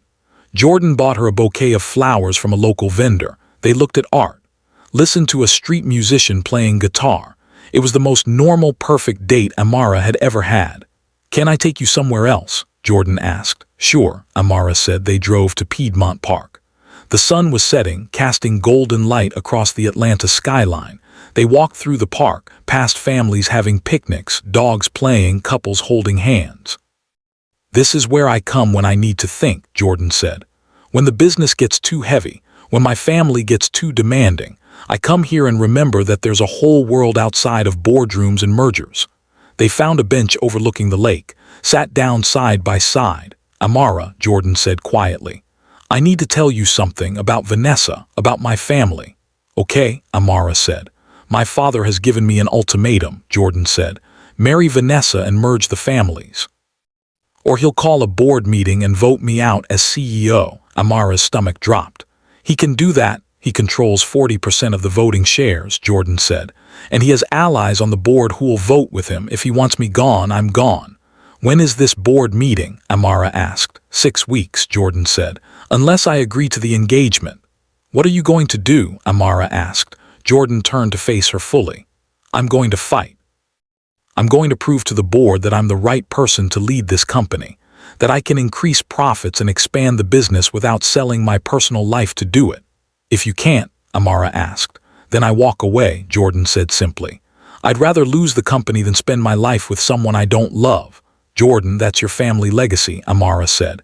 You can't just walk away, can, Jordan said. And I will if it means I get to choose my own life. Choose my own future, choose. He paused. Choose you, Amara's breath caught. You don't even know me, not really, we've been on one date. I know enough, Jordan said. I know you're the first person in years who's made me feel like myself, who challenges me to be better, who sees me, not my bank account or my last name. This is crazy, Amara whispered. Maybe, Jordan agreed. But sometimes the best things are a little crazy. He cupped her face gently in his hands. Not asking you to fix this for me, Jordan said. I'm not asking you to save me or fight my battles. I just need you to know that you matter to me, more than the company, more than my family's approval, more than anything. Amara felt tears prick her eyes. I'm scared, she admitted. Scared of how fast this is moving. Scared of Vanessa and your father and everything that comes with being in your life. Scared too, Jordan said. But I'd rather be scared with you than safe without you. He leaned in slowly, giving her time to pull away if she wanted, she didn't. Their lips met in a kiss that was soft and sweet and full of promise. When they pulled apart, both of them were smiling. This complicates everything, Amara said. I know, Jordan said. Your family is going to hate me, Amara said. Probably, Jordan agreed. Vanessa is going to make my life hell, Amara said. Definitely, Jordan said. So why does this feel right? Amara asked. Because it is right, Jordan said. Sometimes the right thing and the easy thing aren't the same, but that doesn't make it less right. They sat on that bench until the sun fully set and the Atlanta city lights began to twinkle in the distance. Then Jordan drove Amara home, holding her hand the entire way. At her door, he kissed her again. This time a little longer, a little deeper. Good night, Amara, Jordan said.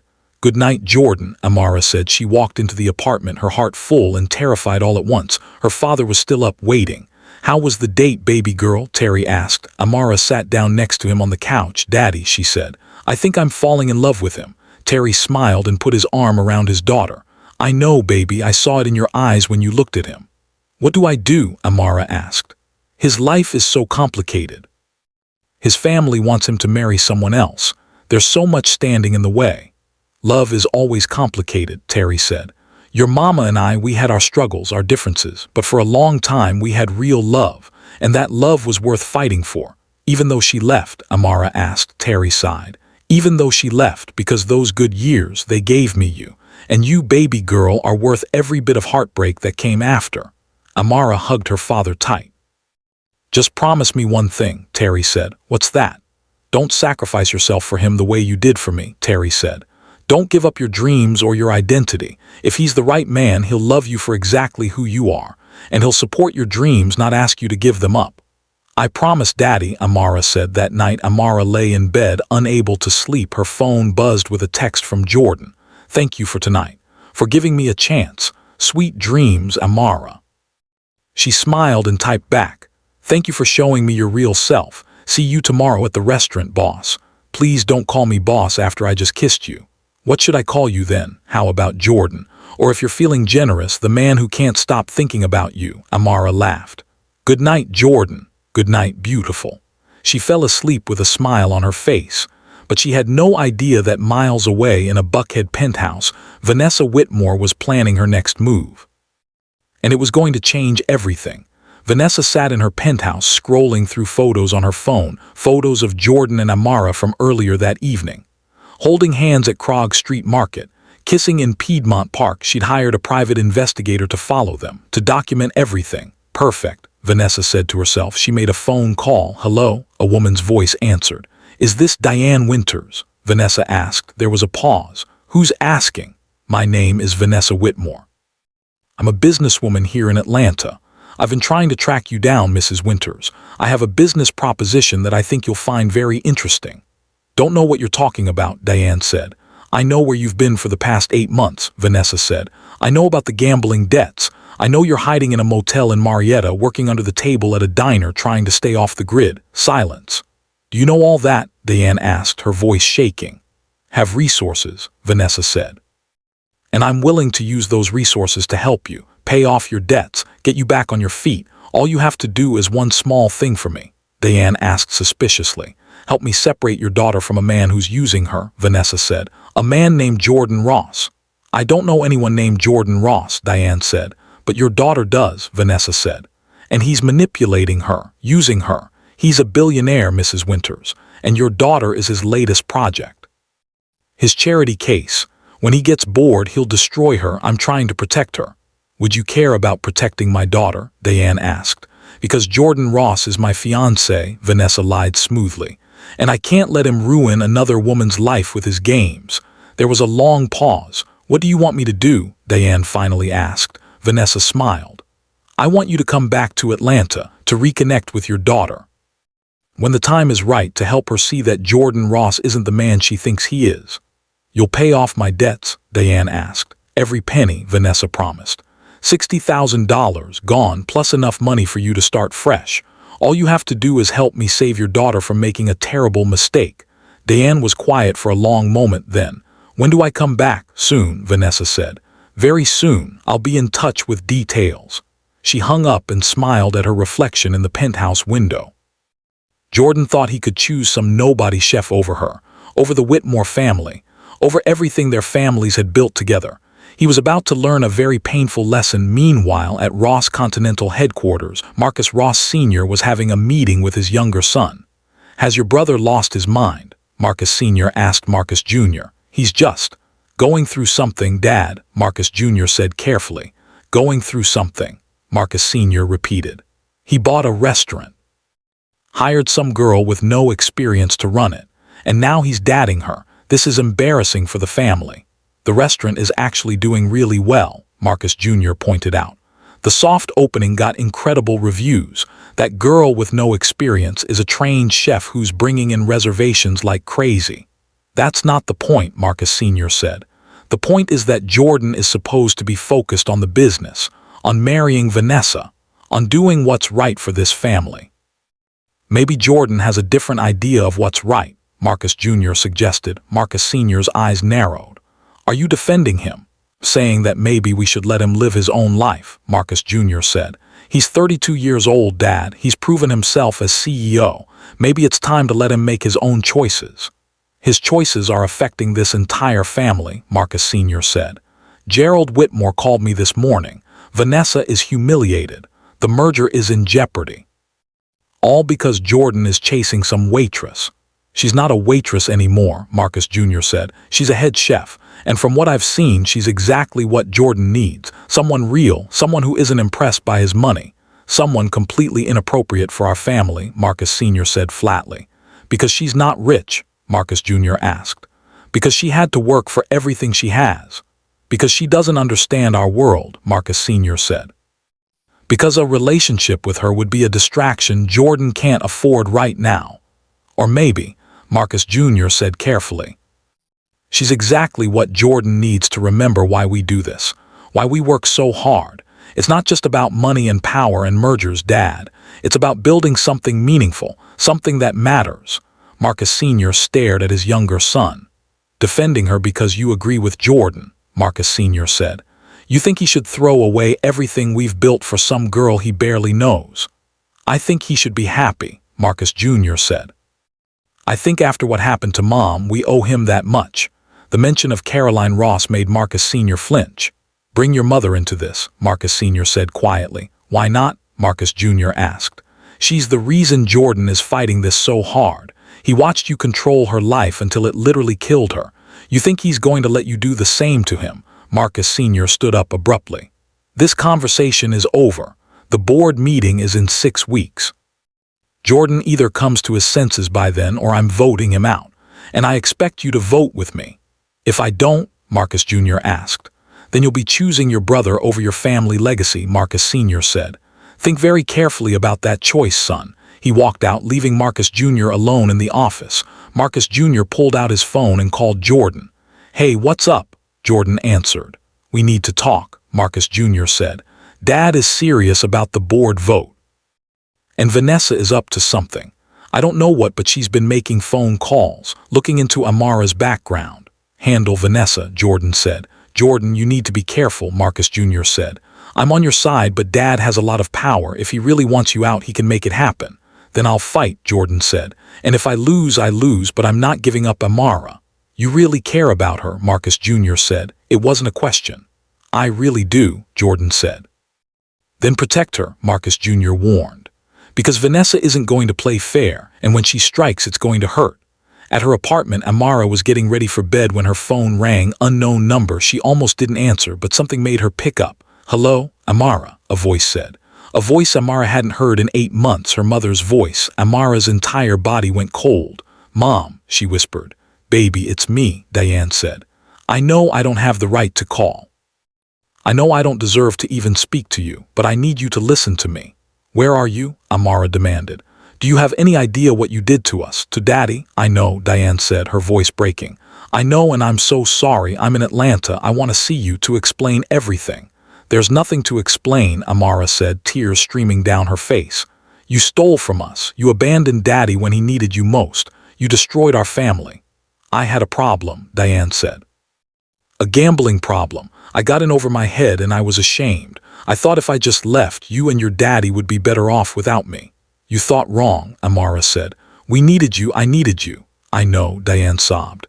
And I'm trying to make it right. I'm getting help. I'm paying back the money I took. And I want to see you. Please, baby. Give me one chance to explain. Amara wanted to hang up, wanted to tell her mother to never call again. But a part of her, the part that was still that little girl who'd loved her mama, wanted answers. One meeting, Amara said. That's all you get. Thank you, Diane said.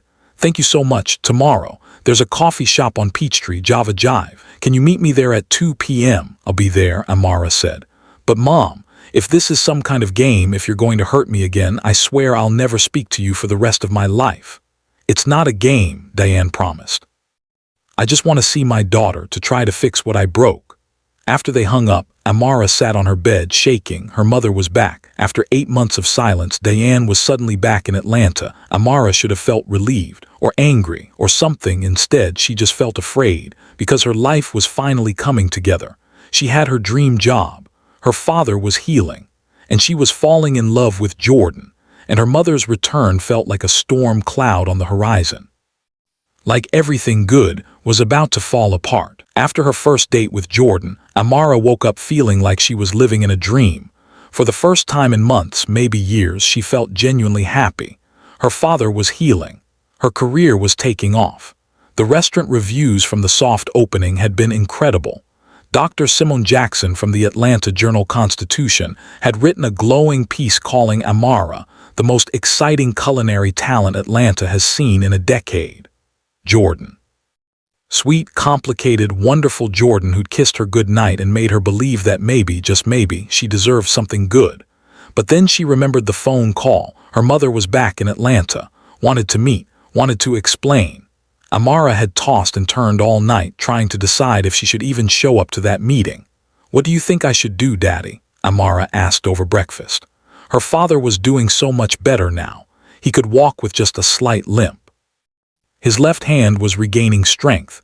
His speech was almost completely normal. Terry took a sip of his coffee, considering his daughter's question carefully. Your mama hurt us, Terry said slowly. She hurt us bad, took our money, left when I was at my lowest. I'm not going to lie to you, baby girl. Part of me wishes I never had to see her again, Amara prompted. But she's still your mama, Terry said. And you're going to spend the rest of your life wondering, what if, unless you hear what she has to say. It doesn't mean you have to forgive her.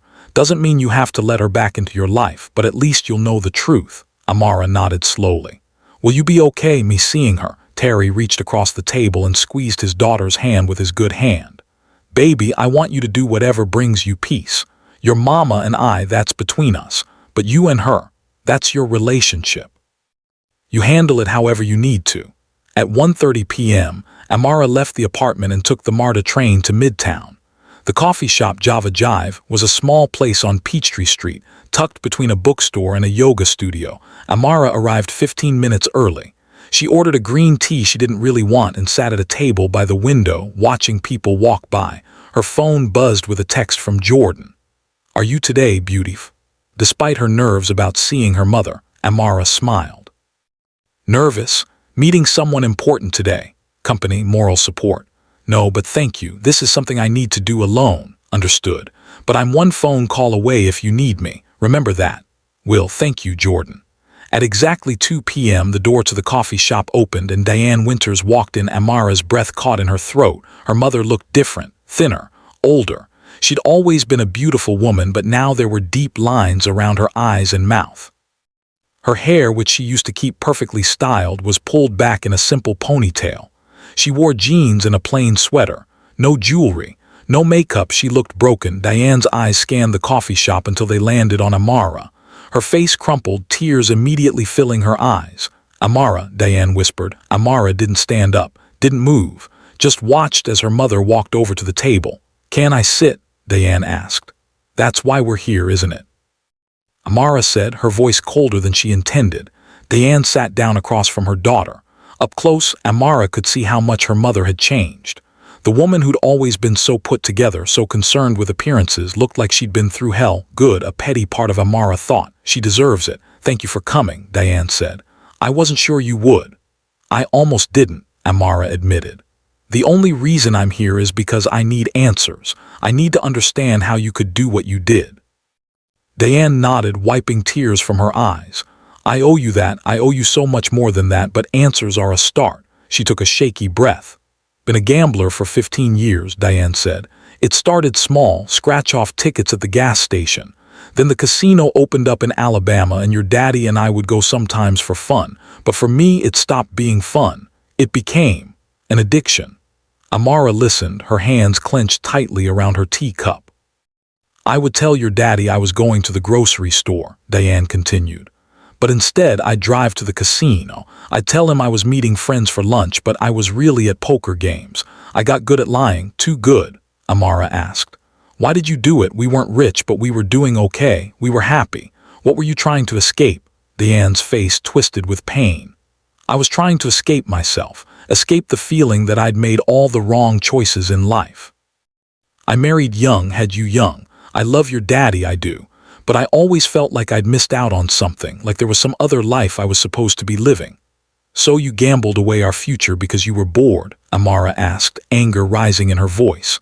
I gambled because I was broken, Diane said, because I hated myself, and the more I gambled, the worse it got. I started losing, a lot. I took out credit cards your daddy didn't know about, maxed them out. Then I started taking money from the restaurant account. Amara felt sick to her stomach. How much? Over 2 years. About $80,000, Diane admitted. Amara's eyes went wide. 80,000, Mama, how did we not notice? I was good at hiding it, Diane said miserably. I'd take small amounts, cover it with fake expenses. Your daddy trusted me with the books. He never checked my work. Why would he? I was his wife. Then, Amara prompted. And then your daddy had his stroke, Diane said, fresh tears flowing. And I realized what I'd done. The restaurant was already struggling because of the money I'd taken. We couldn't afford good insurance because I'd let policies lapse to have more gambling money. When he had the stroke and needed treatment we couldn't afford, I knew it was my fault. So you ran, Amara said flatly. I panicked, Diane said.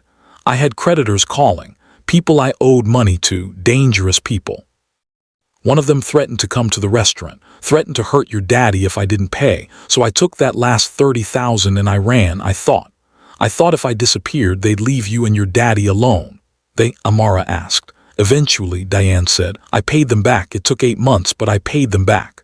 With what money? Amara asked. You took everything we had. Diane looked down at her hands. Someone helped me. Who? A woman named Vanessa Whitmore, Diane said. The name hit Amara like a punch to the gut.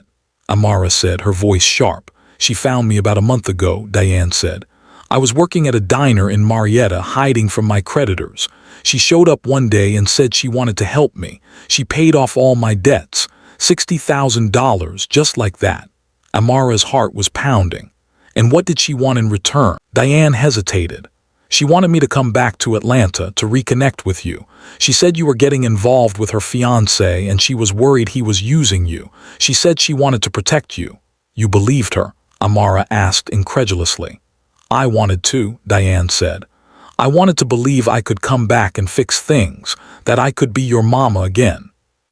Vanessa said all I had to do was meet with you, talk to you about this Jordan Ross person, and help you see that he might not be who you think he is. Amara stood up abruptly, her chair scraping loudly against the floor. Several people in the coffee shop turned to look. Been played, Mama, Amara said, her voice shaking. Vanessa Whitmore is not Jordan's fiancée. She's a woman who wants to be, and she's using you to get to me, to drive a wedge between me and Jordan.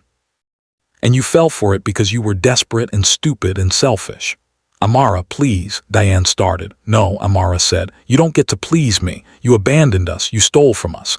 You let Daddy think he'd failed as a husband when the whole time it was you destroying our family. And now you're back and you're still being manipulated, still making terrible choices. I'm trying to make things right, Diane said, standing up too. I know I messed up. I know I don't deserve forgiveness. But I'm your mama, Amara. I'm sick. I'm a gambling addict. I need help. Then get help, Amara said. Go to Gamblers Anonymous, see a therapist.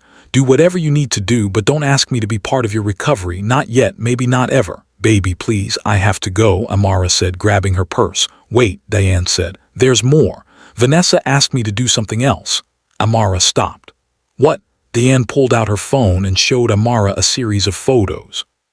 Photos of Amara and Jordan at Krog Street Market, holding hands at Piedmont Park, kissing. She wants me to give these to the press, Diane said. She wants me to tell them that Jordan Ross is having an affair with his employee, that he's using his position to take advantage of you. Amara felt her blood run cold. And are you going to do it? No, Diane said firmly. That's why I'm telling you, I'm not perfect, Amara. I've made terrible mistakes, but I'm not going to hurt you like that. I wanted to warn you. Vanessa is planning something big, and it's going to happen soon, Amara demanded. I don't know exactly, Diane said, but she told me to be ready, that in a few days everything would change. Amara stared at her mother for a long moment. Thank you for the warning, Amara said finally. But Mama, stay away from me, stay away from Daddy, and stay away from Vanessa. She's dangerous and you're not strong enough to go up against her. Me help you, Diane pleaded.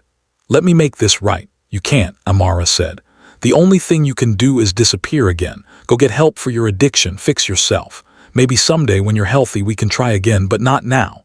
Amara walked out of the coffee shop, leaving her mother sitting there crying. Outside, Amara stood on the sidewalk, shaking. She pulled out her phone and called Jordan. He answered on the first ring. Amara, are you okay? You sound upset. You meet me. Amara asked. I need to talk to you, it's important. Where are you? Jordan asked immediately. Midtown Java Jive coffee shop. 15 minutes away, Jordan said. Stay right there, I'm coming. True to his word, 15 minutes later, Jordan's Tesla pulled up to the curb. He jumped out looking worried. What happened? He asked, pulling Amara into a hug. Right there on the sidewalk in the middle of the afternoon, Amara broke down. She told him everything about her mother. About Vanessa paying off Diane's debts, about the photos, about the plan to go to the press. Jordan's face grew darker and darker as she talked. That woman is insane, Jordan said when Amara finished. I knew she was obsessed, but this is next level. What are we going to do? Amara asked. We're going to get ahead of this, Jordan said. If Vanessa wants to play dirty, we'll play smarter. Come on, we're going to see my lawyer. Jordan, I have to get to work, Amara said. I have the dinner shift. Call Marcus, Jordan said. Tell him you need the night off. This is more important. Amara made the call. Marcus, her sous chef, assured her he had everything under control. Then Jordan drove them to his lawyer's office in Buckhead. The lawyer, a sharp black woman in her 50s named Cassandra Wright, listened to everything Amara had to say. "This is harassment," Cassandra said when Amara finished. "Potentially even blackmail. Vanessa paid your mother to interfere in your relationship with Jordan. That could be considered tortious interference." "Can we stop her?" Jordan asked. "We can try," Cassandra said. "But if she's already given those photos to the press, there's not much we can do. The damage will be done." "What do we do?" Amara asked. "We prepare," Cassandra said. "We get your story ready. The truth. How you met, how you started working for Jordan, the nature of your relationship. If the press comes after you, you need to be ready with honest answers." "We haven't done anything wrong," Amara protested. "Jordan hired me because I'm talented. We didn't start dating until after I'd already proven myself." "That may be true," Cassandra said, "but the court of public opinion doesn't care about truth. They care about scandal, and a billionaire CEO dating his employee. That's scandalous no matter how innocent it actually is." Jordan took Amara's hand. "We'll get through this together." Amara wanted to believe him, but she had a sinking feeling in her stomach that things were about to get much, much worse. That night, Jordan took Amara back to his penthouse in Buckhead. It was the first time she'd seen where he lived. The place was stunning. Floor-to-ceiling windows overlooking the Atlanta skyline. Modern furniture, art on the walls, everything screaming wealth and taste, but it also felt empty, like a showroom instead of a home. "This is where you live?" Mara asked, looking around. "This is where I sleep," Jordan corrected. "It's not really a home, just a place to be between work." He made them dinner. Well, he tried. Ordered takeout from a Thai restaurant and plated it like he'd cooked it himself. Amara laughed for the first time all day. "You know I'm a chef, right? You don't have to pretend." "Wanted to impress you," Jordan admitted, grinning sheepishly. They ate on the balcony, watching the sun set over Atlanta. "Tell me something good," Amara said. "Something that has nothing to do with Vanessa or the press or any of this mess." Jordan thought for a moment. "My brother called me yesterday, Marcus Jr. He told me that no matter what happens with the board meeting, he's voting to keep me as CEO. He's standing with me against our father." "That's good," Amara said. "You two are close." "We are now," Jordan said. "Growing up, we were competitive, always fighting for our father's approval, but after our mom died, something changed. We realized that family should mean more than business, that we should support each other, not tear each other down." "I wish I had a sibling," Amara said quietly. "Someone to share all this craziness with." "You have Keisha," Jordan pointed out. "True," Amara said, smiling. "She's basically my sister." They sat in comfortable silence for a while. "Amara," Jordan said finally, "whatever happens in the next few days, I need you to know something." "What?" "I don't regret any of this," Jordan said. "Meeting you, hearing you, falling for you. Even if Vanessa succeeds in making our lives hell, even if the press destroys us, even if I lose my company, I don't regret you." Amara felt tears prick her eyes. "I don't regret you either. But Jordan, I can't let you lose your company because of me. That's your family's legacy. 3 generations of work. If I keep it by marrying Vanessa," Jordan asked.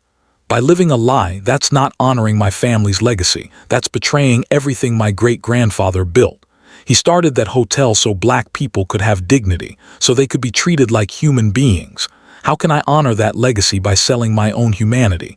Amara didn't have an answer for that. Jordan pulled her close. "Whatever storm is coming, we face it together. Okay?" "Okay," Amara whispered. He kissed her, soft and sweet, and for a moment the world and all its problems faded away. The next 2 days were strangely peaceful. Amara threw herself into work at the restaurant. They were fully booked for the next 3 weeks. The reviews kept pouring in, each one more glowing than the last. Charlie pulled Amara aside one afternoon. "Chef, I just want to say thank you." "What?" Amara asked. "Giving me a second chance," Charlie said. "I was terrible to you when you worked here as a server. I was stressed and angry and I took it out on you, but you could have fired me when you became head chef. Instead, you showed me grace. That means everything." "Everyone deserves a second chance, Charlie," Amara said. "Just make sure you pay it forward." "I will," Charlie promised. Marcus, her sous chef, was becoming not just a colleague but a friend. He'd started bringing his wife to the restaurant for dinner once a week, and Amara would prepare special dishes for them. You know, Marcus said one night during prep, when you first started, I didn't think you had what it takes to run this kitchen. I thought you were just some girl who got lucky. Now? Amara asked, smiling. Now I think you're the best chef I've ever worked for, Marcus said sincerely. You have vision, chef. You're going to change Atlanta's food scene. Sarah, the pastry chef, had become like a little sister to Amara. They'd bond over their shared love of baking, creating new desserts together. I'm working on something special, Sarah said one afternoon. A dessert inspired by your grandmother, peach cobbler deconstructed, bourbon peach sorbet, brown butter streusel, vanilla bean cream. When Amara tasted it, she actually cried. Sarah, this is perfect. Mama Louise would love this. Brittany from culinary school had backed off a bit. After Amara had won the top score in their advanced pastry techniques exam, Brittany had approached her after class. Really good, Brittany admitted grudgingly. I thought you were just coasting on that scholarship, but you actually have talent. It wasn't exactly an apology, but it was progress. Amara's father was continuing to improve. He'd started physical therapy exercises at home, determined to regain full use of his left hand. I'm going to cook again, Terry announced one evening. Even if it's just breakfast for you, baby girl, I miss creating in the kitchen. Then we'll cook together, Amara said. This weekend, whatever you want to make. Terry's face lit up like a child on Christmas morning. Keisha remained Amara's constant support system. She'd come over several nights a week and they'd talk while Amara cooked. So you're really in love with this man, Keisha said one evening. It wasn't a question. I really am, Amara admitted. Is that crazy? We've only been together for a few weeks. Doesn't follow a timeline, boo, Keisha said. My parents knew each other 3 weeks before my daddy proposed. They were married 40 years before he passed. What if Vanessa succeeds? Amara asked. What if she destroys us? Then you'll survive it, Keisha said firmly. Just like you survived everything else. But Amara, I don't think she's going to win. That woman underestimates you. She thinks you're weak because you're not rich, but you're the strongest person I know. Jordan and Amara spent every free moment together. He'd come to the restaurant after closing and they'd cook together in the empty kitchen. Amara teaching him techniques, Jordan making her laugh with his terrible knife skills. Are you a billionaire with these knife skills? Amara teased, watching him massacre a tomato. Have people who cut my tomatoes, Jordan said, grinning. Any more, Amara said. If you're dating a chef, you're learning to cook properly. They talk about everything. Their childhoods, their dreams, their fears. Jordan told her about his mother. How she'd loved gardening, but his father thought it was beneath her. How she'd wanted to volunteer at schools, but Marcus Sr. said it didn't fit the family image. She died at 48, Jordan said quietly. Stress-induced heart attack. The doctor said her blood pressure had been dangerously high for years, but she never told anyone. Just kept smiling, kept being the perfect wife. I'm so sorry, Amara said, taking his hand. That's why I can't marry Vanessa, Jordan said. I watched pretending kill my mother. I won't do it to myself. Amara told him about her grandmother, about learning to cook at her knee, about the way Mama Louise could make anyone feel loved with a plate of food. She used to say that cooking is the most intimate thing you can do for someone, Amara said, more intimate than anything else. Because you're literally creating something to sustain their life, to nourish their body. That's an act of love. That why you became a chef? Jordan asked. Partly, Amara said, but also because in the kitchen everything makes sense. You follow a recipe, you get results. Life is messy and complicated, but cooking has rules, structure, beauty. One evening, Jordan took Amara to meet his brother. Marcus Jr. was different from Jordan, more easygoing, quick to laugh. But Amara could see the family resemblance in their eyes. They met at a casual restaurant in Virginia Highland, a neighborhood dive bar that served the best wings in Atlanta. So you're the woman who's got my brother acting like a lovesick teenager, Marcus Jr. said, shaking Amara's hand. Marcus, don't embarrass me, Jordan warned. Too late, Marcus Jr. said, grinning. Amara, you should know that Jordan talks about you constantly. Amara made this amazing dish. Amara said the funniest thing. It's adorable and nauseating, Amara laughed. She liked Marcus Jr. immediately. Over wings and beer, they talked about the upcoming board meeting. Dad has been making calls, Marcus Jr. said seriously. He's lining up votes to remove you as CEO. He's got at least 3 board members committed to voting with him. How many does he need? Amara asked. 7 out of 12, Jordan said. Dad has 4 votes including his own. I have 3 including mine. That leaves 5 board members who are undecided. So you need to convince 3 of them, Amara said. Exactly, Jordan said. I've been scheduling meetings, making my case, showing them our growth numbers, our expansion plans, trying to prove that I'm the right person to lead this company into the future. It's working, Amara asked. Maybe, Jordan said. 2 of the undecided members are leaning my way, but it's close, too close. What happens if you lose? Amara asked quietly. Then I'm out, Jordan said simply. Dad will install someone else as CEO, probably someone who will agree to the merger with the Whitmores, and I don't know, start over, I guess. You've worked your whole life for this, Amara said. Worked my whole life to prove I'm good enough, Jordan corrected. That I'm not just riding on my family name, and I've done that. If the board votes me out, it won't be because I'm not qualified. It'll be because I won't play by the old rules. Marcus Jr. raised his beer. To not playing by the old rules, they clinked glasses. Amara, Marcus Jr. said. Can I ask you something personal? Sure, Amara said. Do you love my brother? The question hung in the air. Jordan looked at Amara, waiting for her answer. Yes, Amara said simply. I do. Jordan's face broke into the biggest smile Amara had ever seen. Good, Marcus Jr. said. Because he loves you too, even if he's too chicken to say it yet. I'm sitting right here, Jordan protested. It then, Marcus Jr. challenged. Jordan turned to Amara. Right there in that dive bar with sticky floors and neon beer signs on the walls, he took her hand. Love you, Amara Winters, Jordan said. I know it's fast, I know it's complicated, but I love you. Amara felt tears fill her eyes. I love you too. They kissed, and Marcus Jr. made exaggerated gagging sounds that made them both laugh. It was perfect. Simple and real and perfect. If only they'd known that in less than 24 hours everything would fall apart. The next morning, Amara woke up in Jordan's penthouse.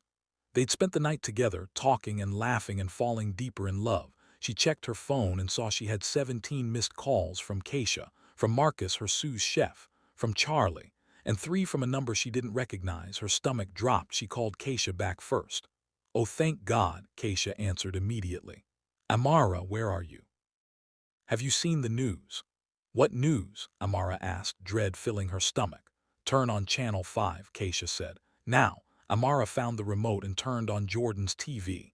Switched to Channel 5 News, and there on the screen was a photo of her and Jordan kissing in Piedmont Park. The headline below read, Billionaire CEO Jordan Ross in scandalous affair with employee.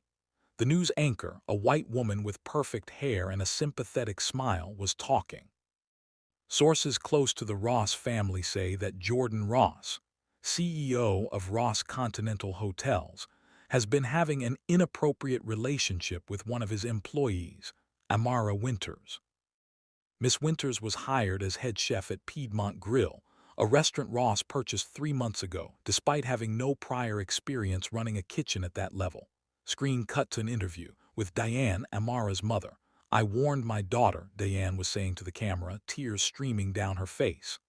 I told her that Mr. Ross was using her, taking advantage of her vulnerability, but she wouldn't listen. She's so young and he has so much power over her, Amara whispered.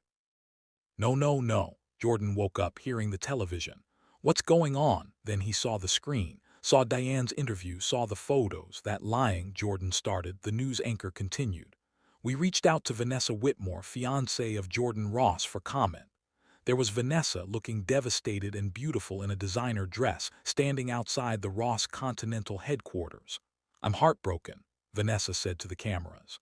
Jordan and I have been engaged for months. We were planning our wedding, and to find out he's been having an affair, it's devastating, but I'm more concerned about Miss Winters. She's clearly being manipulated by a man in a position of power over her. I just hope she realizes what's happening before she gets hurt even more.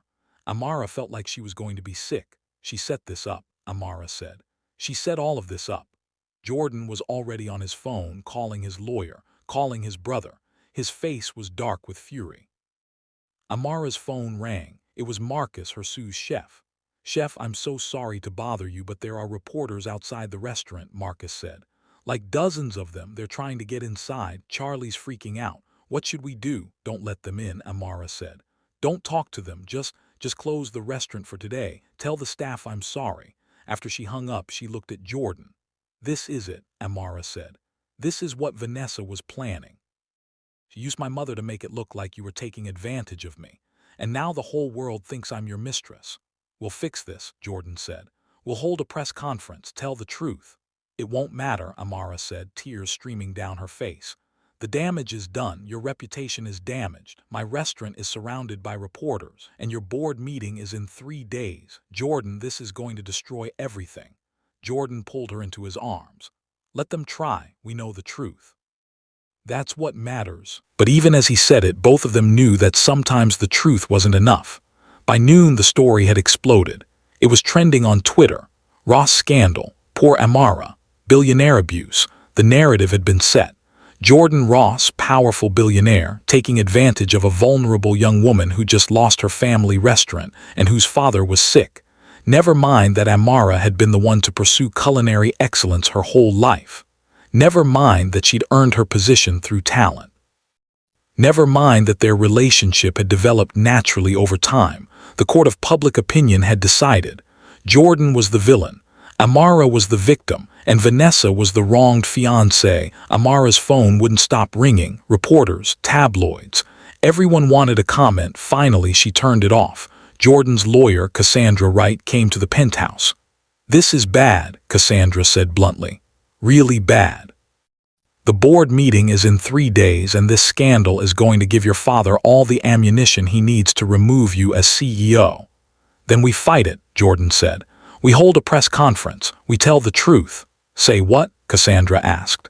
"That you hired the woman you're in love with to run a restaurant. That's not going to play well, Jordan. It looks like favoritism, like you're using company resources for personal reasons." "I didn't know I loved her when I hired her," Jordan protested. "Can you prove that?" Cassandra asked. "Can you prove that your feelings didn't influence your decision?" Jordan was silent. "I thought not," Cassandra said. "Look, I'm not saying you did anything wrong, but perception is reality in cases like this. And the perception is that you gave your girlfriend a job she wasn't qualified for." "Is qualified," Amara said quietly. She'd been sitting silently, listening. "I graduated top of my class from Le Cordon Bleu. I have recommendations from some of the best chefs in Atlanta. The restaurant has gotten incredible reviews since I took over. I earned that position." "I believe you," Cassandra said gently, "but the press doesn't care about qualifications. They care about the story, and the story is rich man uses his power to seduce poor woman." "What do we do?" Jordan asked. "We minimize the damage," Cassandra said. "Jordan, you need to distance yourself from Amara publicly. Issue a statement saying that while you did have a personal relationship, it's over, that you regret any appearance of impropriety." "Absolutely not," Jordan said immediately. "Jordan," Cassandra started. "No," Jordan said firmly. "I'm not throwing Amara under the bus to save my reputation. That's exactly what my father would do. What Vanessa wants me to do. I'm not doing it." "Then you're going to lose your company," Cassandra said bluntly. "Then I lose it," Jordan said. "But I'm not losing Amara," he turned to Amara. "We face this together, like we said." Amara wanted to be brave, wanted to match his conviction, but she was terrified. "Jordan," Amara said quietly. "Maybe Cassandra is right. Maybe we should." "No," Jordan said. "Amara, no, we're not letting Vanessa win. We're not letting the press decide our lives. Your company is just a company," Jordan said. "You're real. What we have is real. That matters more." Amara looked at this man who was willing to lose everything for her, and she realized something. She couldn't let him do it. "Need some air," Amara said, standing up abruptly. "I need to think." "Come with you," Jordan said. "No," Amara said. "Please, I need to be alone for a bit." Jordan looked like he wanted to argue, but he nodded. "Okay, but don't go far. There are reporters everywhere." Amara grabbed her purse and left the penthouse. She took the elevator down to the parking garage and called an Uber. She couldn't go home, couldn't go to the restaurant. Where could she go? The Uber driver picked her up and Amara gave him an address. The rehabilitation facility where her father had stayed. She needed to talk to Terry. When she arrived, her father was in the common room, working with his physical therapist on hand exercises. "Amara," Terry said, surprised. "What are you doing here, baby girl? I thought you'd be working." "We talk, Daddy?" Amara asked. Privately, Terry excused himself from the therapist and they went to his old room. It had been converted for a new patient, but it was empty at the moment. I saw the news, Terry said gently. About you and Jordan. Amara broke down. Right there, she collapsed into her father's arms and sobbed. Terry held her, stroking her hair like he'd done when she was a little girl. I ruined everything, Amara cried. Jordan's going to lose his company because of me. The restaurant is surrounded by reporters. Everyone thinks I'm some gold digger who slept her way into a job. You know that's not true, Terry said. And Jordan knows it, and I know it. That's what matters. His company, Daddy, Amara said. That's his family's legacy, 3 generations of work, and he's going to lose it because he won't distance himself from me. Terry was quiet for a moment.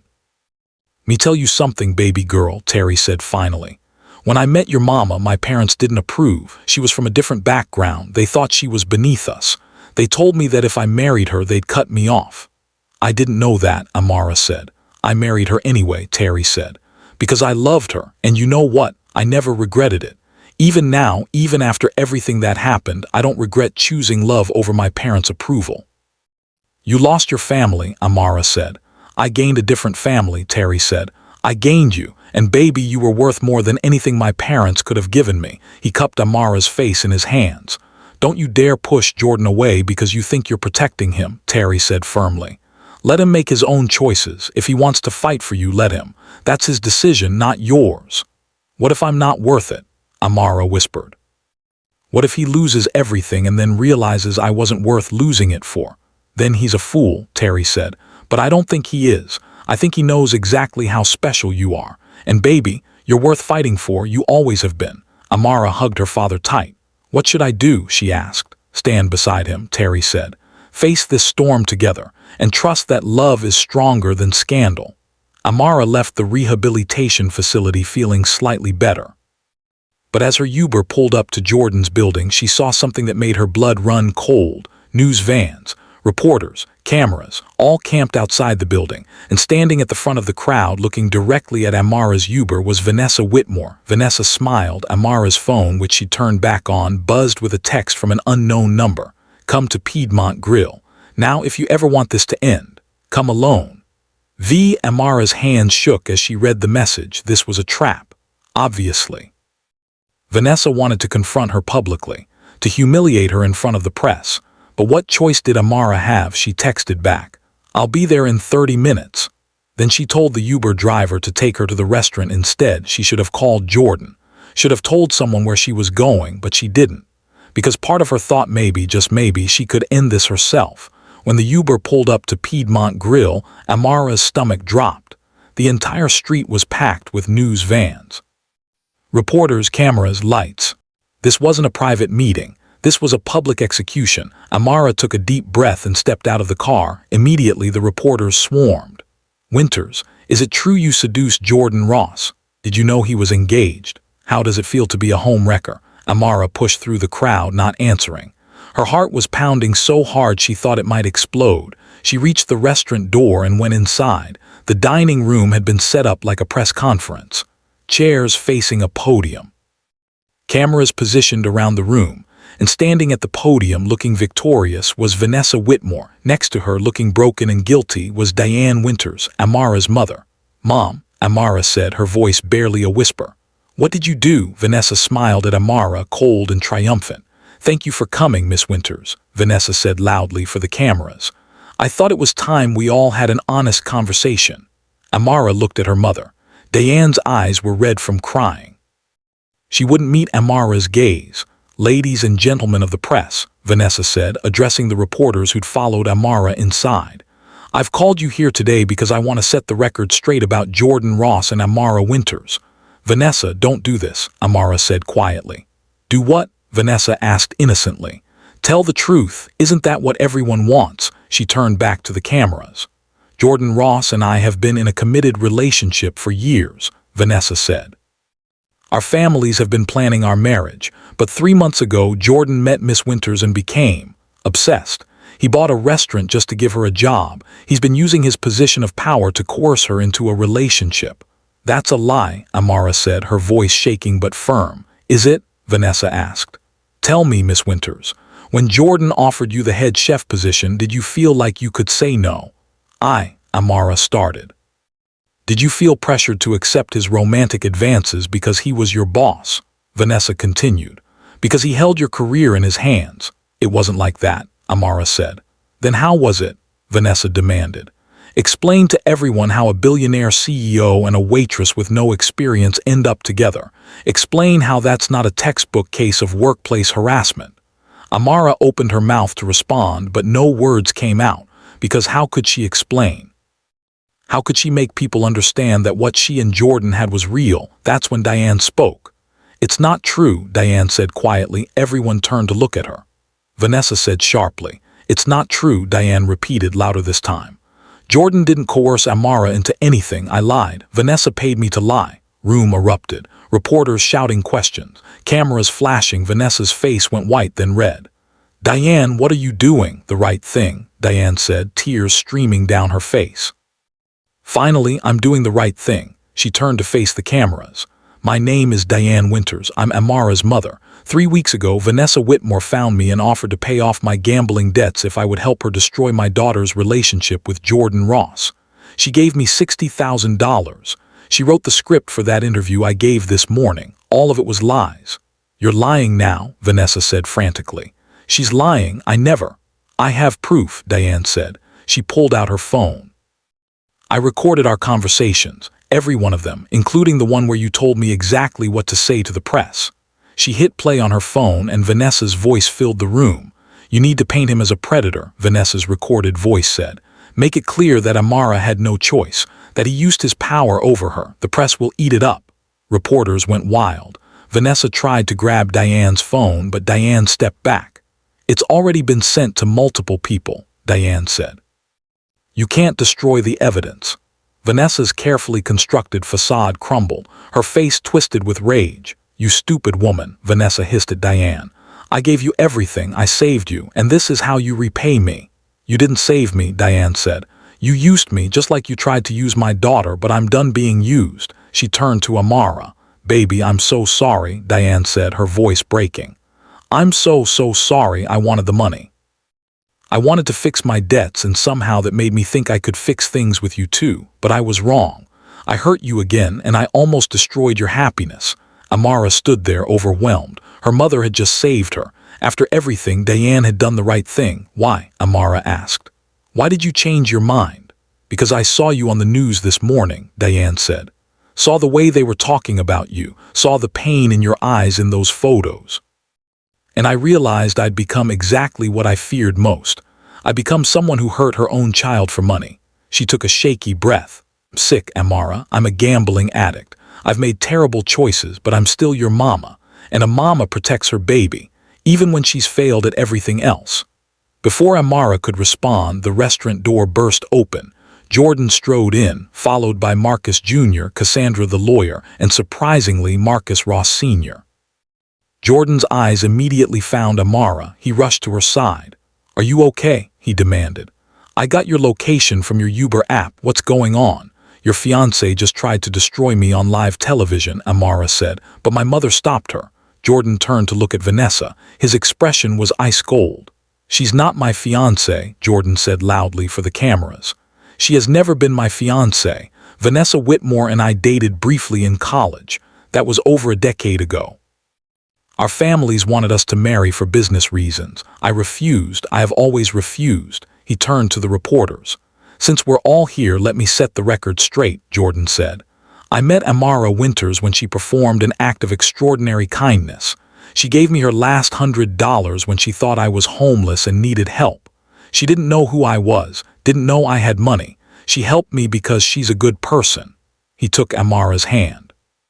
When I found out she was a trained chef working as a waitress, I offered her a position as head chef at Piedmont Grill, not because I wanted to date her, because she's phenomenally talented, and the reviews since she took over have proven that. He looked directly into the cameras.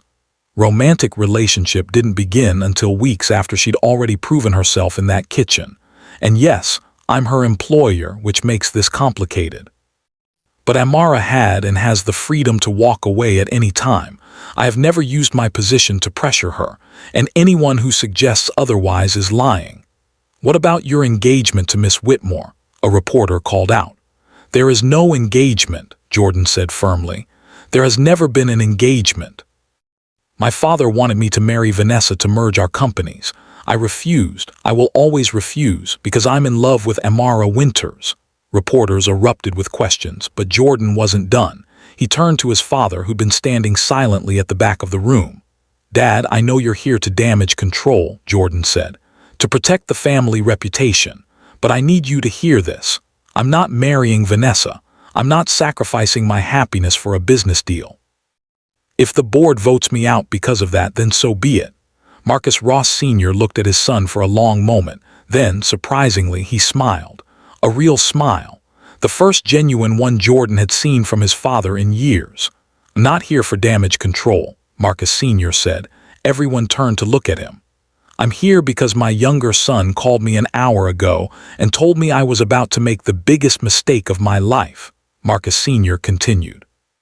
He told me that I already lost my wife by trying to control her life, and if I went through with removing Jordan from the company, I'd lose both my sons too. He walked closer to Jordan. Been wrong, Marcus Sr. said, his voice thick with emotion. I've been trying to protect you by controlling you, just like I tried to protect your mother, and it killed her. I'm not going to let it kill my relationship with my sons too. He turned to the reporters. Record, I fully support my son's relationship with Miss Winters, and I will be voting to keep him as CEO at our board meeting. Jordan has doubled our profits in 5 years. He's expanded into new markets. He's the best CEO this company has ever had, and he deserves to live his own life. Jordan looked stunned. Dad, I don't, Marcus Sr. said, his voice rough. Don't thank me for finally doing what I should have done years ago. Just be happy, son. That's all I want. For you to be happy. Father and son looked at each other for a long moment. Then Jordan hugged his father. Many of the reporters had tears in their eyes.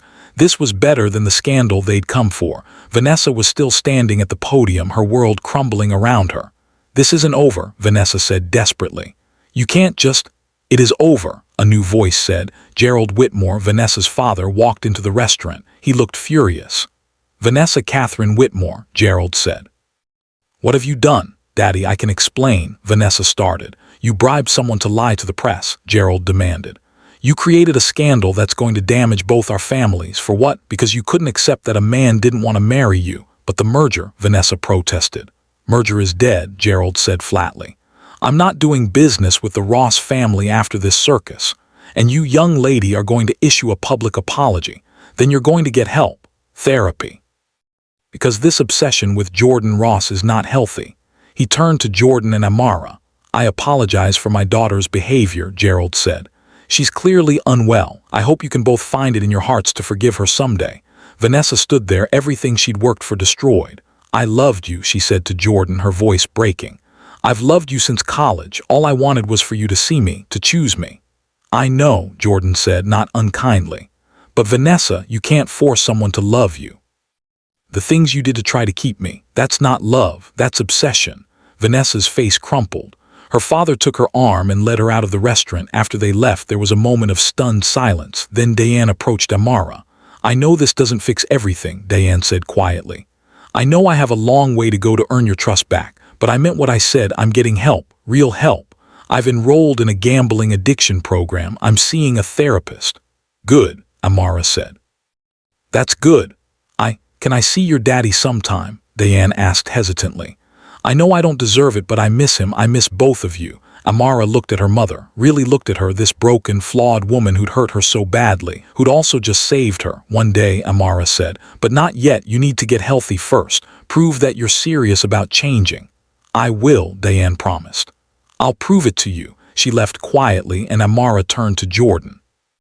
That was insane, Amara said. Welcome to my world, Jordan said, smiling.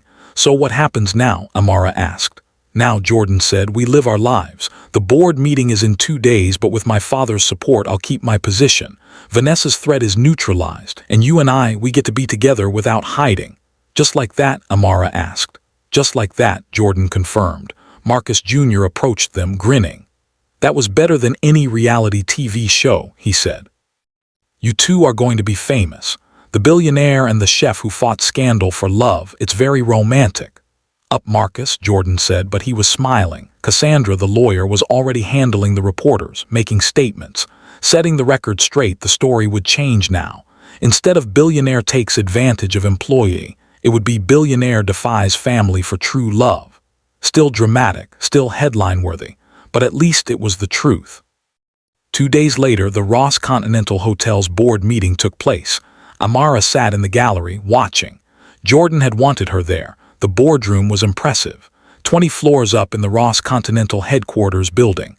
Floor-to-ceiling windows overlooking Atlanta. A massive table where 12 board members sat. Marcus Ross Sr. stood at the head of the table. "Gentlemen and ladies," Marcus Sr. said, "we're here to vote on Jordan Ross's continued position as CEO. Before we vote, I'd like to say something." He looked directly at Jordan. "My son has led this company brilliantly for 5 years. Under his leadership, we've expanded into 6 new cities. Our revenue has doubled. Our employee satisfaction is at an all-time high. He's proven himself not just capable but exceptional." Marcus Sr. paused. "But more importantly, he's proven himself to be a man of integrity. A man who won't compromise his values for convenience. And that's exactly the kind of leader this company needs." He looked around the table. "Move that we vote to keep Jordan Ross as CEO. All in favor." 8 hands went up, including Marcus Sr.'s. Jordan had won. After the meeting, Jordan hugged his father. "Thank you," Jordan said. "Thank me," Marcus Sr. said. "You earned it. And son, bring Amara to dinner this Sunday. I want to get to know the woman who helped you find your backbone." That Sunday, Amara dressed nervously for dinner at the Ross family mansion. "What if he doesn't really like me?" Amara asked Keisha, who'd come over to help her get ready. "What if this was all for show and he secretly hates me?" "Then you deal with it," Keisha said. "But girl, I saw the way that man looked at you on the news. He meant every word." Ross Mansion in Buckhead was stunning. 3 stories, massive lawn, more square footage than Amara could comprehend. Jordan picked her up personally, refusing to let her be intimidated. "It's just a house," Jordan said, "and my dad is just a man. A stubborn, occasionally infuriating man, but just a man." Dinner was surprisingly pleasant.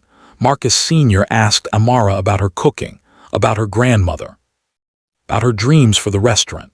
"I want to expand eventually," Amara said.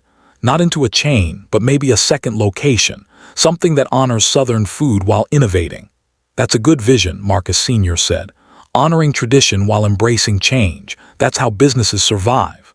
Marcus Jr. was there too, making everyone laugh with stories about Jordan as a kid. "He once tried to fire our entire kitchen staff because they wouldn't make him pancakes for dinner," Marcus Jr. said. "I was 7, Jordan protested. "You were a tiny dictator," Marcus Jr. said. After dinner, Marcus Sr. pulled Amara aside. "Owe you an apology," he said. "I judged you before I knew you, made assumptions based on your background. That was wrong." "I understand why you were protective," Amara said. "Jordan is special, of course you want to protect him." "Is special," Marcus Sr. agreed. "But he doesn't need protecting, he needs supporting, and you do that for him, you challenge him. Make him better, that's what a real partner does." He paused. "My wife Caroline, she was like you, strong, principled, refused to compromise who she was. I loved that about her. But I also tried to change it, tried to mold her into what I thought she should be, and it destroyed her." His voice broke slightly. "Let Jordan make that mistake with you," Marcus Sr. said. "Don't let anyone, including me, make you feel like you need to change to fit into our world. You're perfect as you are." Amara felt tears prick her eyes. "Thank you, Mr. Ross." "Me, Marcus," he said, smiling. "We're family now." Over the next month, life settled into a new normal. The restaurant continued to thrive. Amara's reputation as a chef grew. Food magazines wanted interviews. Other restaurants wanted to hire her, but Amara stayed at Piedmont Grill because it was hers, because she'd built something there. She did hire additional staff, though, expanded the kitchen, started a Sunday brunch service that became the hottest ticket in Atlanta. Charlie got a promotion to regional manager, overseeing 3 Ross Continental Hotel restaurants. Marcus, her sous chef, became her co-head chef. They worked as a team, pushing each other to be better. Sarah, the pastry chef, won an award for her dessert innovation. The kitchen staff became a family. And every night before service, they'd gather for what Amara called family meal, sitting together, eating together, connecting as humans before the chaos of service. Amara's father continued to improve. He started coming to the restaurant once a week, sitting in the kitchen and offering advice, teaching Amara's staff some of his old recipes. "Your grandmother would be so proud," Terry said one evening watching Amara work. "I hope so," Amara said. "I know so, baby girl," Terry said. "You took everything she taught you and made it your own. That's exactly what she wanted." Diane kept her promise. She went to Gamblers Anonymous meetings, saw a therapist, got a job working at a community center helping other people with addictions. She called Amara once a week, never pushing, never demanding, just staying in touch, proving she was serious about changing. After 3 months, Amara agreed to have coffee with her. It was awkward at first, but slowly, carefully, they started rebuilding. "I can't promise I'll ever be the mother you deserved," Diane said during one of their coffee dates. "I can't erase the past, but I can be better in the future if you'll let me." "Let you try," Amara said. "That's all I can promise right now." It was enough. Jordan and Amara's relationship deepened. They didn't rush into anything. No quick engagement or wedding. Just steady, solid love. They'd cook together in his penthouse kitchen, travel together when Amara could take time off, talk about their future. "Want kids someday," Jordan said one evening. "Is that something you want?" "Maybe," Amara said, "but not yet. I want to build my career first, prove myself. Then we can talk about Bobby's." "Enough," Jordan said, kissing her forehead. "I'm in no rush. I just want to build a life with you, however that looks." 6 months after the scandal, Jordan made a decision. He stepped down as CEO of Ross Continental Hotels. "What?" Amara exclaimed when he told her. "Why?" "You fought so hard to keep that position." "I fought to prove I could make my own choices," Jordan corrected. "And I proved it, but Amara, I don't love running that company. I never did. I was doing it because it was expected, because it was the family legacy." "What are you going to do?" Amara asked. "I'm going to teach," Jordan said, smiling. "History at Georgia State University. They offered me a position. It doesn't pay much compared to what I was making, but it's what I actually want to do." "You're serious," Amara said. "Completely," Jordan said. "Marcus Jr. is going to take over as CEO. He actually loves the business, and I'm going to do something that makes me happy." He took her hands. "You inspired me," Jordan said. "Watching you pursue your passion for cooking even when it was hard, even when people doubted you. You reminded me that life is too short to do things just because other people expect them." Amara kissed him. "I'm proud of you. I'm proud of us," Jordan said. 1 year after they met, Jordan took Amara back to the Publix where it all started. "Why are we here?" Amara asked, confused. "Because this is where my life changed," Jordan said. He led her to the exact spot where he'd been sitting as a homeless man, where Amara had given him that $100. "Amara Winters," Jordan said, getting down on one knee. Amara's hands flew to her mouth. "A year ago, you gave me $100 when you had nothing to spare," Jordan said. "You saw me when I was invisible. You showed me that kindness still exists in this world. And you changed my life in ways I never could have imagined." He pulled out a ring box. "I don't want to live another day without you," Jordan said. "Will you marry me?" Amara was crying, happy tears, overwhelmed tears. "Yes," she said. "Yes, yes, yes." Jordan slipped the ring on her finger and stood up, pulling her into his arms. They kissed right there in the Publix parking lot where it had all begun. "Love you," Jordan said. "Love you too," Amara said. A year later they got married. It wasn't a huge society wedding, just family and close friends. At Piedmont Grill, in the restaurant that had brought them together, Amara wore a simple white dress. Jordan wore a suit. Terry walked Amara down the aisle, tears streaming down his face. Marcus Jr. was Jordan's best man. Keisha was Amara's maid of honor. And surprisingly, standing in the back of the restaurant, Diane watched her daughter get married. Amara had invited her at the last minute, a gesture of forgiveness and hope. "I do," Amara said, looking into Jordan's eyes. "I do," Jordan said, looking into hers. They kissed as husband and wife, and everyone cheered. At the reception, Marcus Sr. gave a toast. "A year and a half ago, I thought I knew what my son needed," Marcus Sr. said. "I thought he needed to marry for business, to do his duty, to sacrifice his happiness for the family legacy." He looked at Jordan and Amara. "But my son taught me that the real legacy isn't business deals or mergers. It's love. It's integrity. It's choosing to be true to yourself even when it's hard." He raised his glass. "To Jordan and Amara, may your love continue to inspire everyone around you."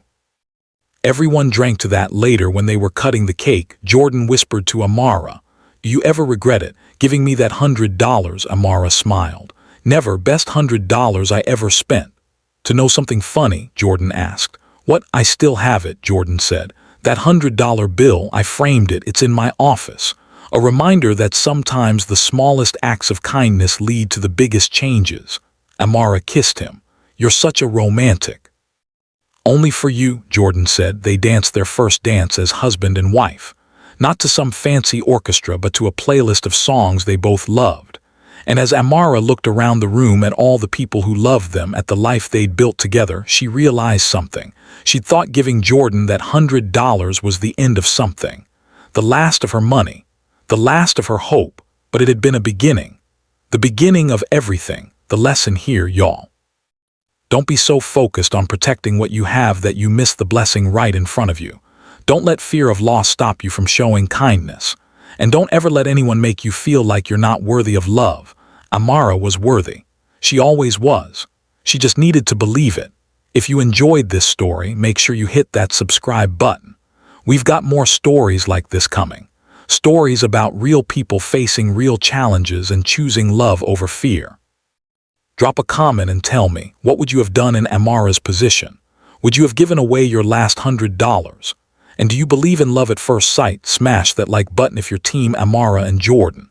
These two earned their happy ending. Share this video with someone who needs to hear that miracles still happen, that kindness still matters, that love is still real. Until next time, remember, your act of kindness today might change someone's entire life. So be generous, be brave. Be kind, stay blessed, y'all.